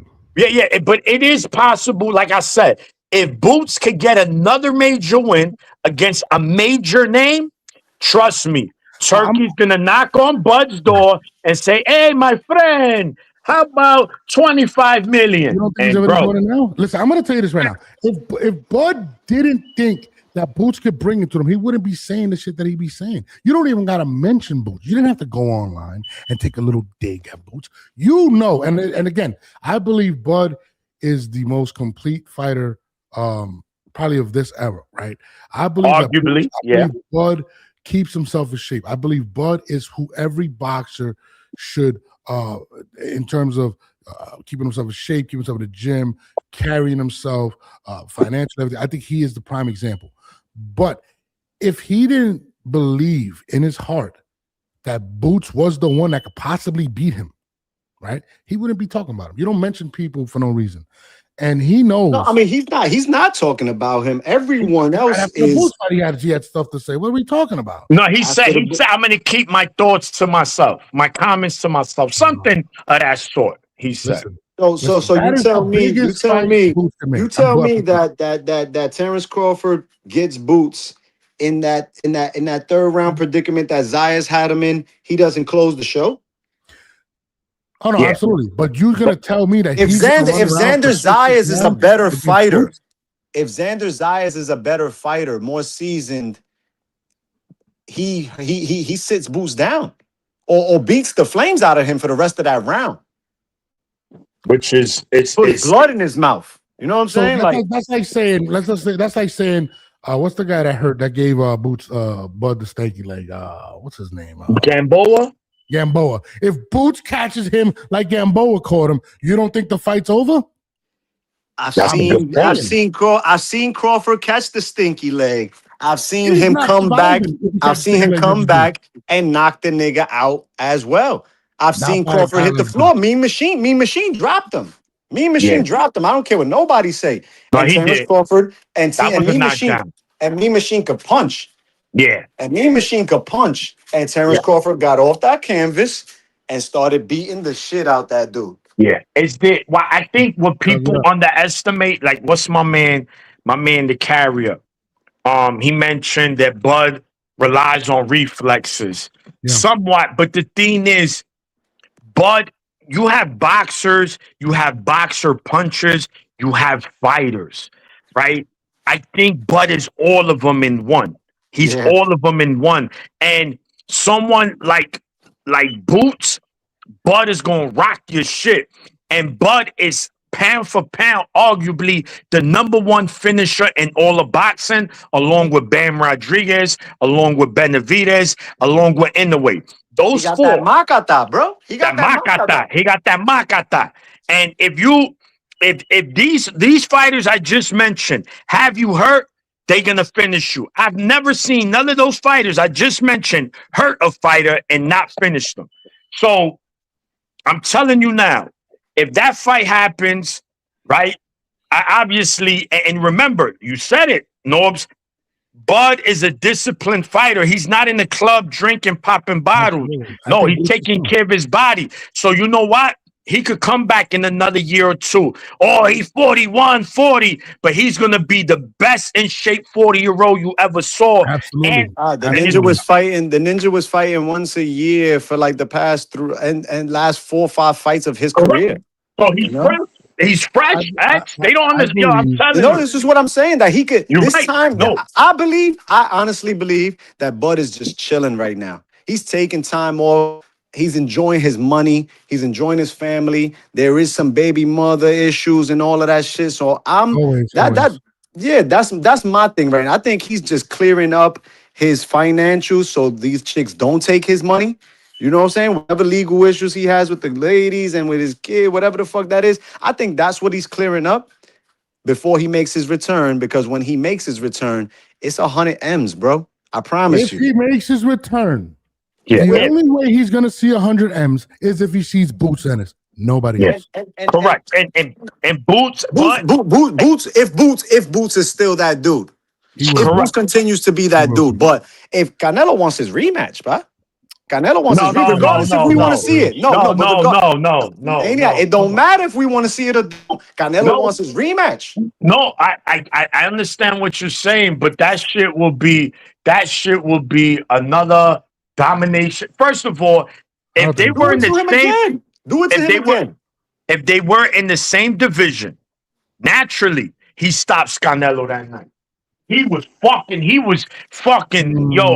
I've never seen look, I've never seen no one, not Triple G, nobody put damage on Canelo like that. He was hurting that dude. He didn't hurting Canelo at all. He was bro. I think he's drinking the White Claws. He's hanging out with this Ninja Absolute now. I'm gonna tell you this right. He was fucking up Canelo, bro. I've never seen nobody with Canelo like that. What were you drinking? No, man. He was having some quick. He was doing Sugar Ray Leonard, Marvin Hagler. Yeah, he was doing Sugar Ray Leonard, Marvin Hagler to him. Papi, look at that.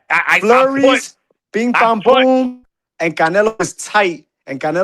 He was frustrated because he's like, damn, I can't keep up with this little nigga. Domination. That shit wasn't even a fight, bro. It was a closer fight than you. It was closer than what people said. It was not close. How many rounds y'all gave Canelo? If y'all say 4, I'm hanging up. 3 to 4 rounds. I give him 5. He won like 2 rounds. No, he won like 2 rounds, maybe 3. You know what? You do look a little Mac. You do look. No, get the fuck out. Listen, I'm gonna tell you this right now. Boots is a generational talent, bro. Yeah, he's a generational talent.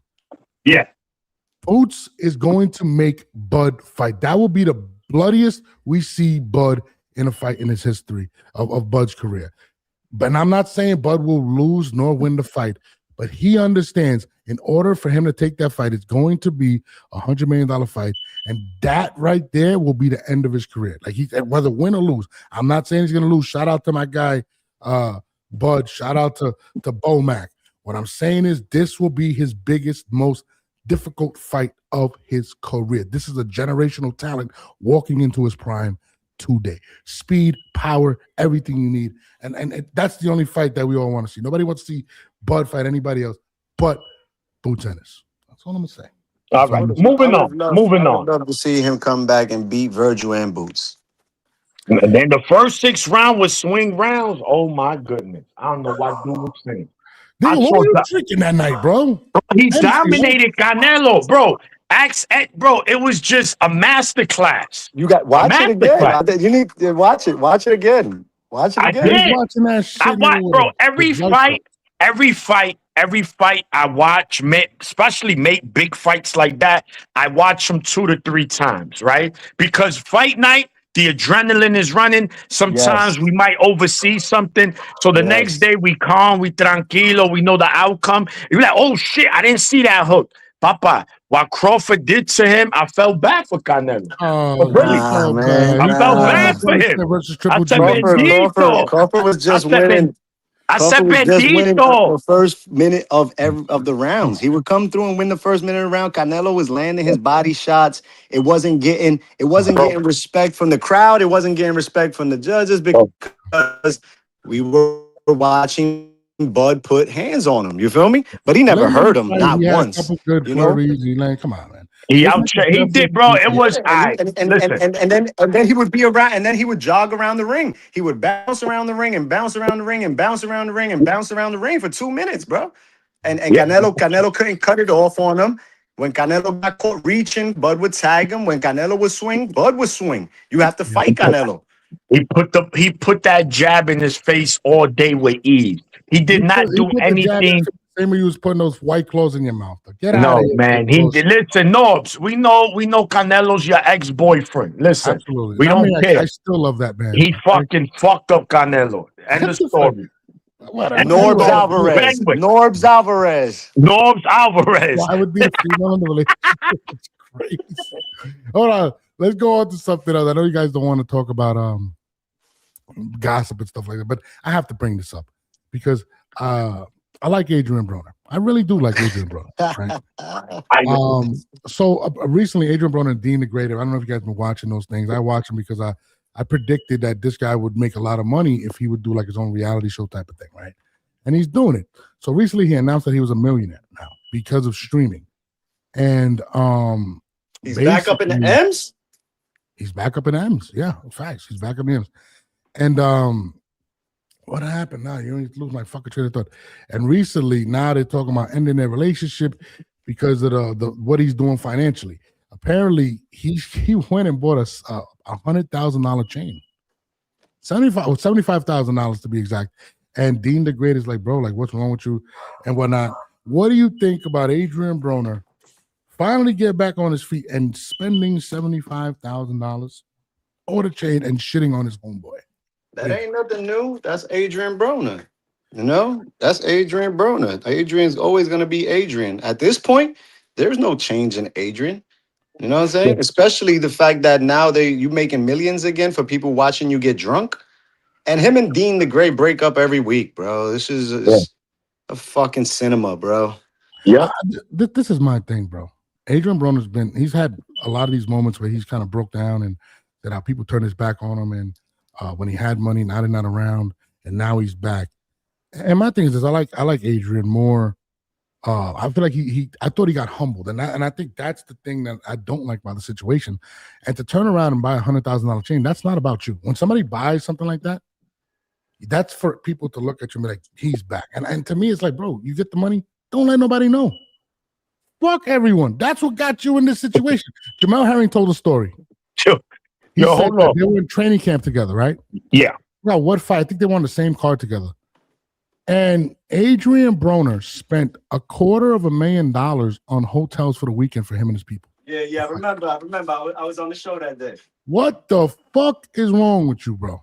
And this is what I'm saying. You're supposed to learn from your mistakes. Why would you go and then do something like this? And to me, it's like, look, Adrien, man, you're back making money. Fuck that. That shit, none of that shit matters.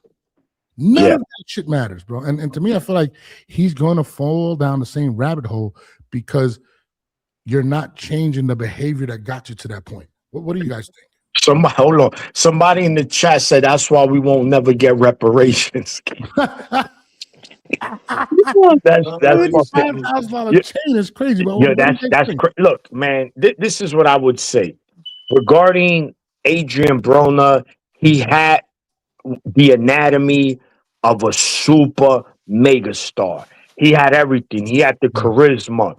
He had the style of fighting. He had the smile. He had the swag. Everything, bro. He had everything. And he threw that shit all down the toilet. Why? Because he also want to be a street dude, right? He want to be a rapper. Now, I'm not saying he's not from the streets, right? He's from Ohio. I know how Ohio give it up, right? I don't know. I don't remember what city exactly he's from Ohio, but I know he's from a rough place. But again, gentlemen, once you're in the position financially, you got to say, okay, let me chill. I'm out of here. I'm done with this. I'm not saying you forget about your peoples, but you also got to be careful who you keep around because they could put you in some shit. They don't give a fuck. They not rich, so they not going to care. They'll still do dumb shit. So what I say is this, man. But to see Adrien Broner in that state is sucked, right? Because you never want to see no human being like that. He's fat, real fat. Nasty now. He getting money. He's supposed to have another fight coming up. He said Al Heyman called him. So he's back up. He turned it down. Good. Oh, he turned it down? Because he's making money. Off the streaming? Yeah, bro. He made like $1 million in a month. Oh, so it's over. Yeah. And that's the problem that you like. I think it was Axel said Broner's gonna be Broner. One day you my boy, one day is fuck you. One day you my boy, here, hold this 20,000, then it's fuck you. It can't be like that, bro. It's either you gotta walk a straight line. He has been through a lot. He's been shot at. He's been through so much. By this time, you'll figure he's so wise and have so much experience, you know, in the negative shit that he goes, yo, I'm good. But you hear him talk, and he's battling demons, bro. He really needs to get in touch. You know, again, I don't know, you know, a lot of people are not religious, but they do believe in God. All I'm saying is he gotta talk to the Lord, bro. That's the only way he's gonna get right, gentlemen. The only way, because seeing him like that, it's just that's a recipe for disaster. Listen, another thing, and again, I absolutely understand exactly what you're saying, but it's just the behavior on the streams. They're paying you to embarrass yourself, which I get it, get paid, but you're now getting issues with females. You're offering them $1,000 to bang them on camera. You got kids, bro. You're gonna get caught up. NDAs don't protect everything. And there was a girl that put out a statement. I don't know. I seen it recently. I don't know how, whatever it is. Allegedly, she came out and said that. And she said NDAs can stop me from doing this, but they can't stop assault. And apparently she was coming after Adrien Broner. And that's the thing I'm trying to say. Like, bro, you got to understand, you're doing this in a large audience. Like, you can't stop what's going to happen, you know, that could possibly happen. And I hate to see it. Guys, look who I just found. Look who I just found. He wants to rub it in a little bit more, guys. Oh shit! He's white clawed up. Yeah, white clawed up. Absolute boxing. Absolute. I told them what you said. You know what I mean? And they said that you were drinking way too many White Claws. And I don't know. I mean, it's all good, Norbs. It's all up. Hold on. Let you know. What up, biscuits? This is Absolutely Boxing on the 10A podcast with Norbs, hanging out with Fight Night X from Four Corners, and let's talk about it. Yes, my man Maniac. What's up, guys? What's going on? What it do? Absolute. But we were just talking about AB bugging the fuck out and getting what was it? I don't even know. Like just making $1 million and automatically get a chain worth $75,000. And Dean the Great was like, bro, like, what are you doing? Same AB is what people are gonna say. I mean, what's your thoughts on it? Like, we were just saying, like, bro, like, you have to, you already seen the bottom. Why do you want to go back? What do you think? Correct. Secure Stevenson said it best. I mean, I don't know if you guys saw Secure Stevenson. He interviewed with, I don't know if it was Ring or if it was on DAZN with Mannix and them, or I think it was Ring. He said it best. Like, he's good with AB doing what he does. He's a social media star at this point. He was.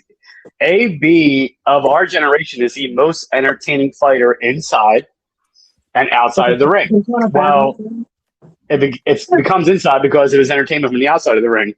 And AB is going to do what he does, and nobody's going to tell him what he can or can't do. And Secure Stevenson was concerned, but the fact, on the other hand, was AB is going to do what he does. What can you do about it?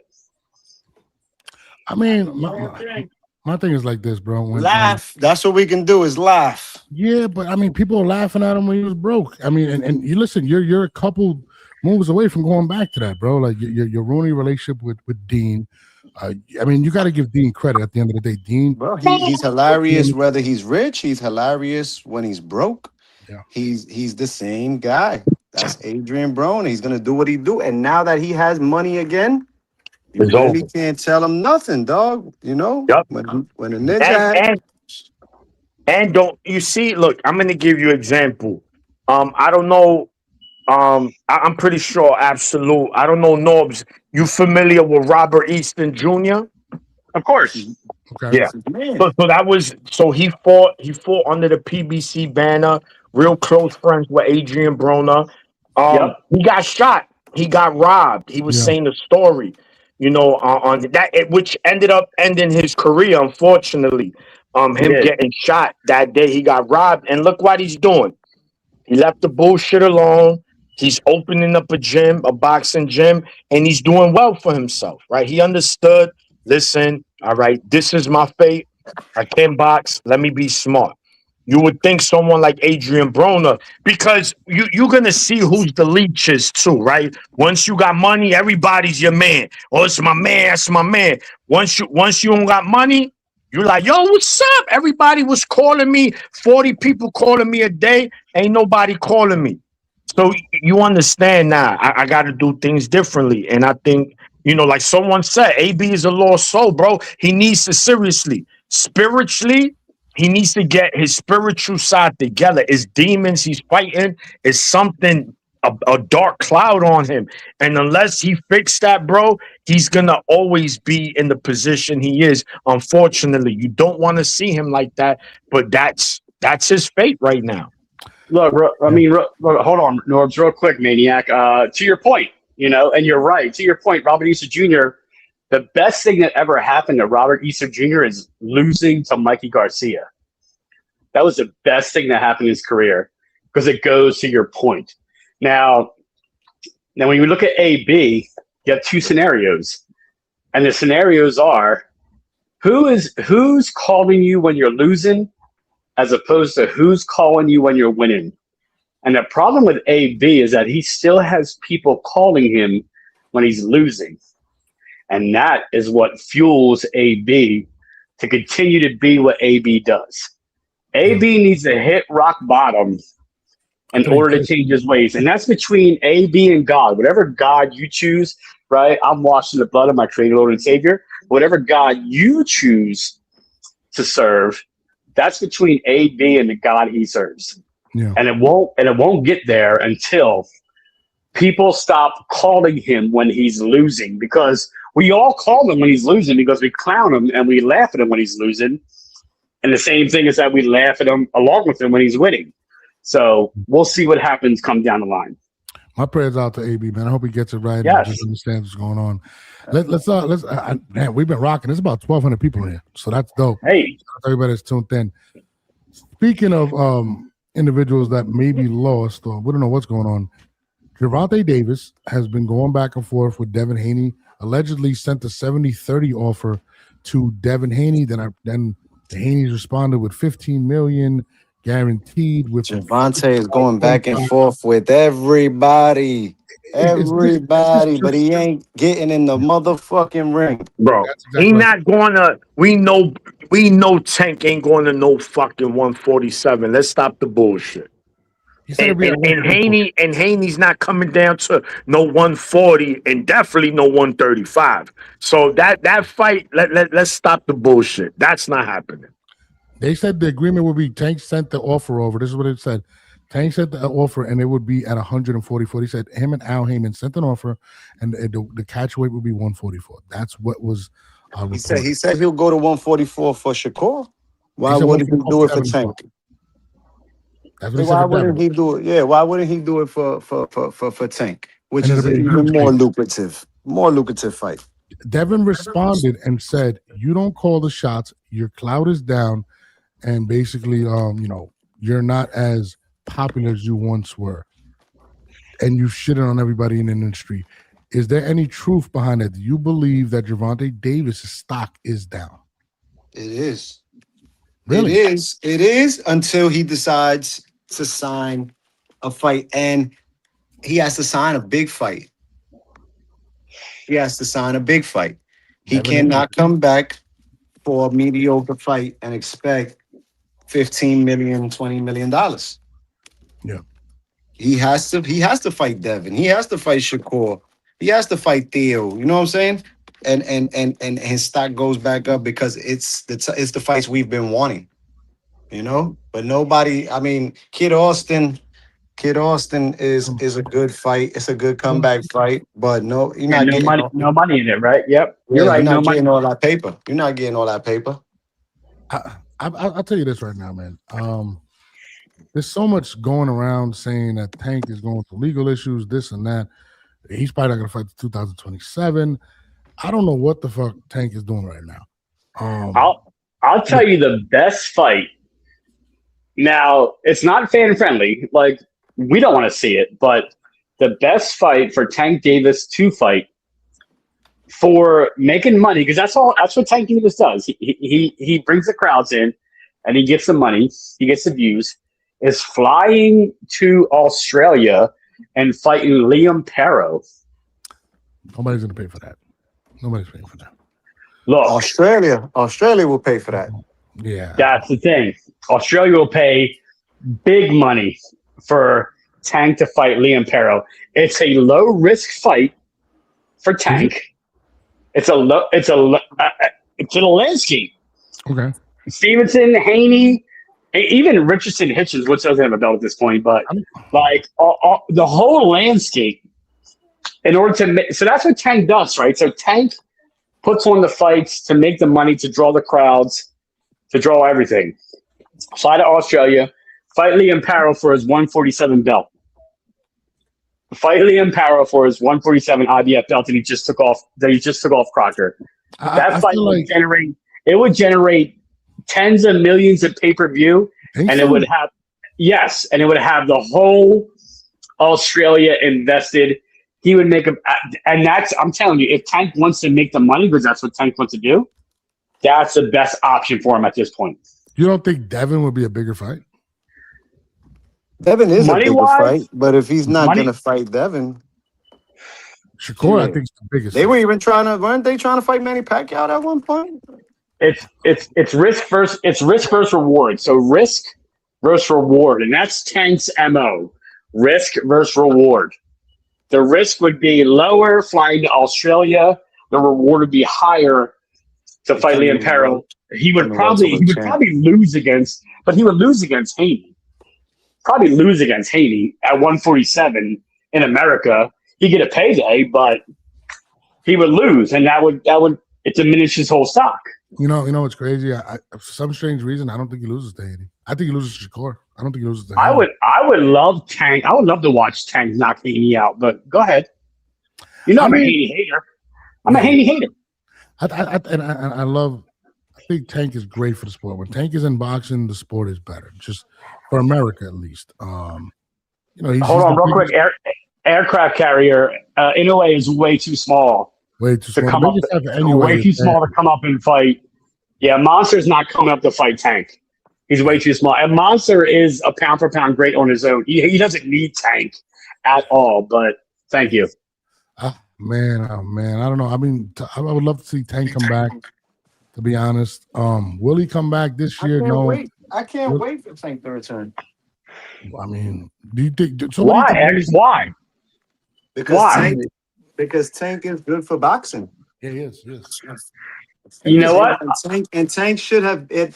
I mean, doing business the right way, Tank should have been the face of the sport, carrying this shit, giving us great pay-per-view, sellout crowds, having us in a good position where we're not over here like, oh, fucking, I can't stand the sport. It always does this to us.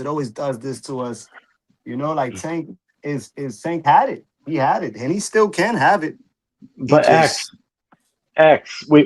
we as boxing heads gravitate towards fighters that want legacy, and Tank has never tried to unify.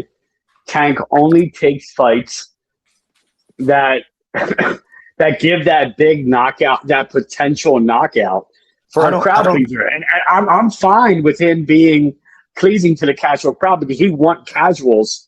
I don't believe that Tank only takes those fights. I believe Tank takes the fight that he is told who you're fighting, when you're fighting, and where you're fighting. Tank doesn't pick and choose. Tank doesn't pick and choose. I don't believe that. Yes, he's never tried to unify, X. He's never tried to unify. He does what Heyman says, when Heyman says, and how Heyman says. Why do you think he's so angry and going through so much of this shit? Jake Paul, he didn't want to fucking... You think that press conference was one of the shittiest press conferences ever. And you could see it in his face. He's like, I gotta fucking do this because my promoters are forcing me to do this shit. You think he doesn't want to fight Shakur? You think he doesn't want to fight these guys? He wants to fight all these guys, bro. No, he doesn't. He's not his own boss. The way he says he is, he's not. That's crazy. That's crazy. And when you guys talk about all this legacy shit and all this other shit, like Ryan Garcia took his O, Hector Garcia took his O, Rolly Romero took his O, Lamont Roach gave him the biggest fucking pushed him to the superstardom that he's at right now. He's not a superstar. He's not a superstar, but he's headlining cards now. Pitbull Cruz, put him into headline position. All these guys who are doing their thing now and are winning championships and going on to fight other guys now, they fought Tank first before they went on to be anything anywhere else. Okay. Lamont Roach beat the guy. Tank beat first for the belt. Tank beat Hector. Lamont went on to fight him next and beat him. Then he got himself a Tank fight where he wasn't supposed to. He was supposed to be another victim. Nobody gave Lamont Roach a shot. I didn't pick Lamont Roach to win, but I told everybody this fight's going 12 rounds. And what it do? We got a draw. Actually, telling me that he can't make whatever. Ryan Garcia's welterweight champion now. I don't believe that Gervonta Davis calls Al Heyman and tells him make this fight right now, or I'm not fighting nobody. Al Heyman tells that nigga shut the fuck up, then you ain't fighting nobody. I don't think so. And that's why you sit on the shelf. You fight when I tell you to fight. You think he's sitting on the shelf because of Al Heyman or because of his behavior? Are we serious right now? I mean, he cost himself $40 million. That wasn't Al Heyman. Behavior or no behavior. Behavior or no behavior. If behavior or no behavior, when it's time to fight, it's time to fight. Yeah. Norbs X. Controversy sells. Every time Tank is about to fight, he's got a case. You're right. Look, the popularity of Tank is off the charts. But my only fights. You're right.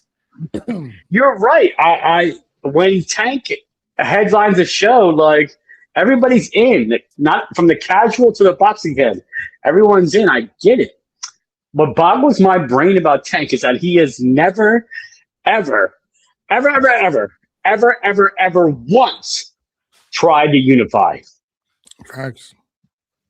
I know X is gone, but Norbs, that's crazy to me. Tank has never, ever once tried to unify.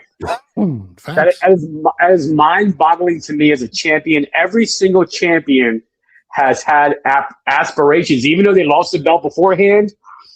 Every single champion has had aspirations to either A, unify, and B, become undisputed. Tank has zero. That I'm not taking away from his talent. I'm not taking away from his likability. I'm not taking away from his pay-per-view buys. I'm not taking away from the money he makes. Yes, he headlines a card. We're all buying it. We're all in on it. The arena is sold out, and everybody's watching it. But the smelling test for his fact that he will not unify is nuts to me. Yeah, absolutely nuts. I'm with you. And that's listen, it. There's no way you tell me that Al Heyman says, "Hey, let's not fight." Definitely a big bag. Like, let's go fight Lamont Roach or let's go fight Pitbull Cruz. Like, I don't see that. And you know, I don't know, man. Tank is the greatest talent to never. It's what we've been seeing, but I'm sorry. We've been seeing. We've been seeing what? Exactly what you said. We're not gonna fight these guys. You're gonna fight these guys. You're gonna fight Pitbull Cruz. So you're going to fight this guy. You don't think Tank has anything to do with that? X might be X might be right. He's not his own boss, my nigga. He's not his own boss, but Devin Haney and his father are their own bosses, but they sign deals with promoters for fights. They don't belong to anybody. Teofimo Lopez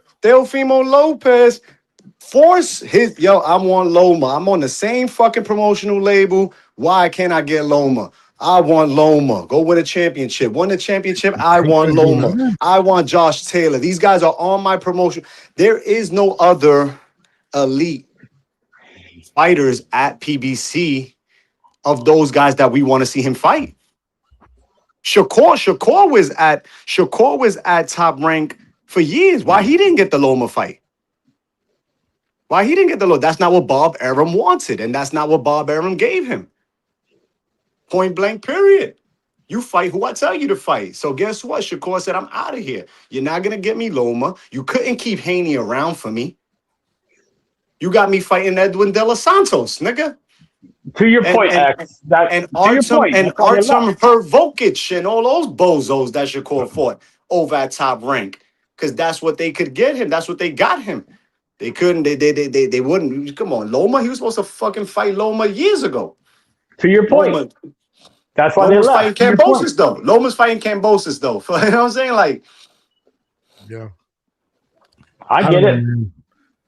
Haney signed the deal to fight Loma. No problem. I'm gonna fight Cambosis twice and then I'll fight Loma. No problem. I'll take that. I'm gonna beat That these was guys. all. Yeah, that whole thing. Cambosis twice and then Loma. Yes, I got it. The Tank can't get that deal. Tank can't get those deals unless Tank how many years did we wait? How many years did we wait for Floyd to fight fucking Manny? But he fought Miguel Cotto.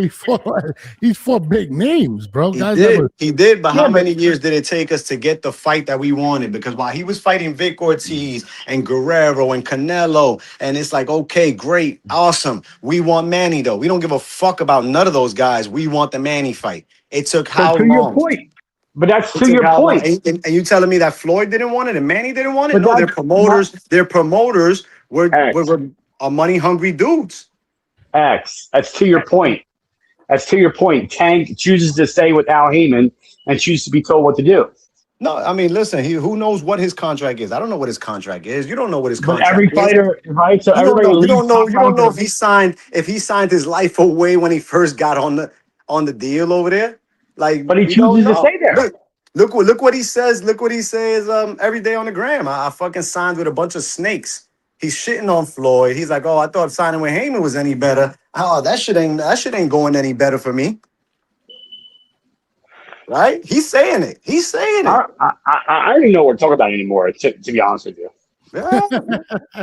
I mean, listen, we don't know what their contracts are. And I don't believe that any fighter is scared to fight any fucking fighter. I believe the powers that be are the ones that I mean, why isn't he fighting anybody at all? I didn't say afraid at all. I didn't say afraid. The only thing I said was it's funny or fishy that Tank has never, ever tried to unify. That's it. You're right. Because boxing is not a global commercialized business, is what my man Monty Brown. Shout out to my guy Monty Brown. Yeah. I mean, I think that's man. There's 1,300 people in here. I mean, I want to. No, you're right. You're right that he hasn't unified none of that shit. But at the same time, Pitbull Cruz, Lamont Roach, Rolly Romero, and Ryan Garcia, they all had to go through Tank Davis to become who they are now. All right, 1,300 people. What opinion do they want next? Give us a question. 1,300 people are going to say Shakur. 1,300 people are going to say Devin. 1,300 people are going to say Teofimo. And I want the same shit. I just feel like there's no way that he's in a position that he's in that he can't get whatever fight he wants. I just don't believe it. I'm sorry. Especially the fact that, of course, PBC's still doing pay-per-views. There's no pay-per-view buys for Lamont Roach fight. His biggest pay-per-view is Ryan Garcia. So why not match the energy with what everybody wants to see, Shakur, if it's about sales? Look what Haney said. He sent me a 70-30 split. What does that sound like? That sounds like Al's trying to take the bag as always. Why? Because he has the number one, quote unquote, the number one star.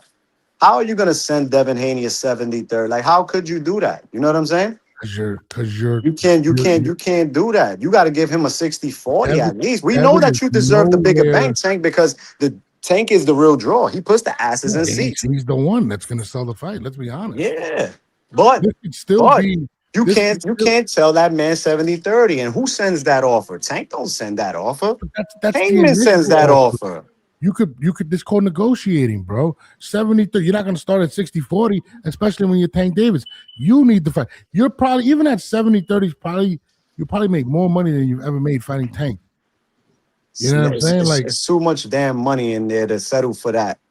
Reason why Manny and Floyd didn't fucking settle for so long and end up with hundreds of millions. Floyd ended up with $300 million at the end of the night, and Manny had like 200, 175 or some shit like that. And guess what? When the fight was first supposed to happen, it was just supposed to be $50 million a piece. Yeah. 5 years later, it's $300 million in the bank. I don't think that's ever be 300 million. No, of course not. Of course not. But I'm saying that's negotiating. That's fucking holding out until we get the biggest bag for everybody. Heyman takes how much percent out of his fighters? Yeah, I don't know. Heyman takes about 15 to 30% from fighters, bro. That's crazy. But listen, on that note, we've been on for 2 hours. Shout out to everybody that tuned in. It's about 1,300 and a half people in here. We appreciate you. And you gonna leave him? You gonna leave him?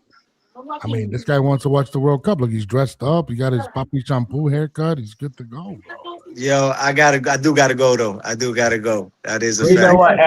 You spit a bunch of nonsense and you roll out. You know what? What? I got you. Tank Davis is the face of boxing, and when he returns, you're all gonna be happy. You're all gonna be tuned in, and you're all gonna pay the price it is to see Gervonta Tank Davis. The new face is gonna be Boots Ennis. Give him a year. I'll tell you right now. Abdullah Mason. He's just roll out. We out of here, man. Appreciate you. X, let them know where they can find you, bro. Yeah, I know what it is and who it is. Fight Night Dex, Four Corners Boxing. You can find us at Four Corners Boxing on Instagram and on YouTube. Fight Night X also, as it is right there on my _ 10A podcast. Always live and direct. Shout out to Jamel, who's not here today. That's my dog. Absolute White Claw Boxing in the building. You hear me? Straight out of Philly. And the Maniac, my partner. You hear me? We're going to keep doing what we do, man. Thank you for having us, Norbs. My guy, we out of here. We got to do this every week, guys. This is a good show. We out. We do, Norbs. You got to get us all on. Let's do it.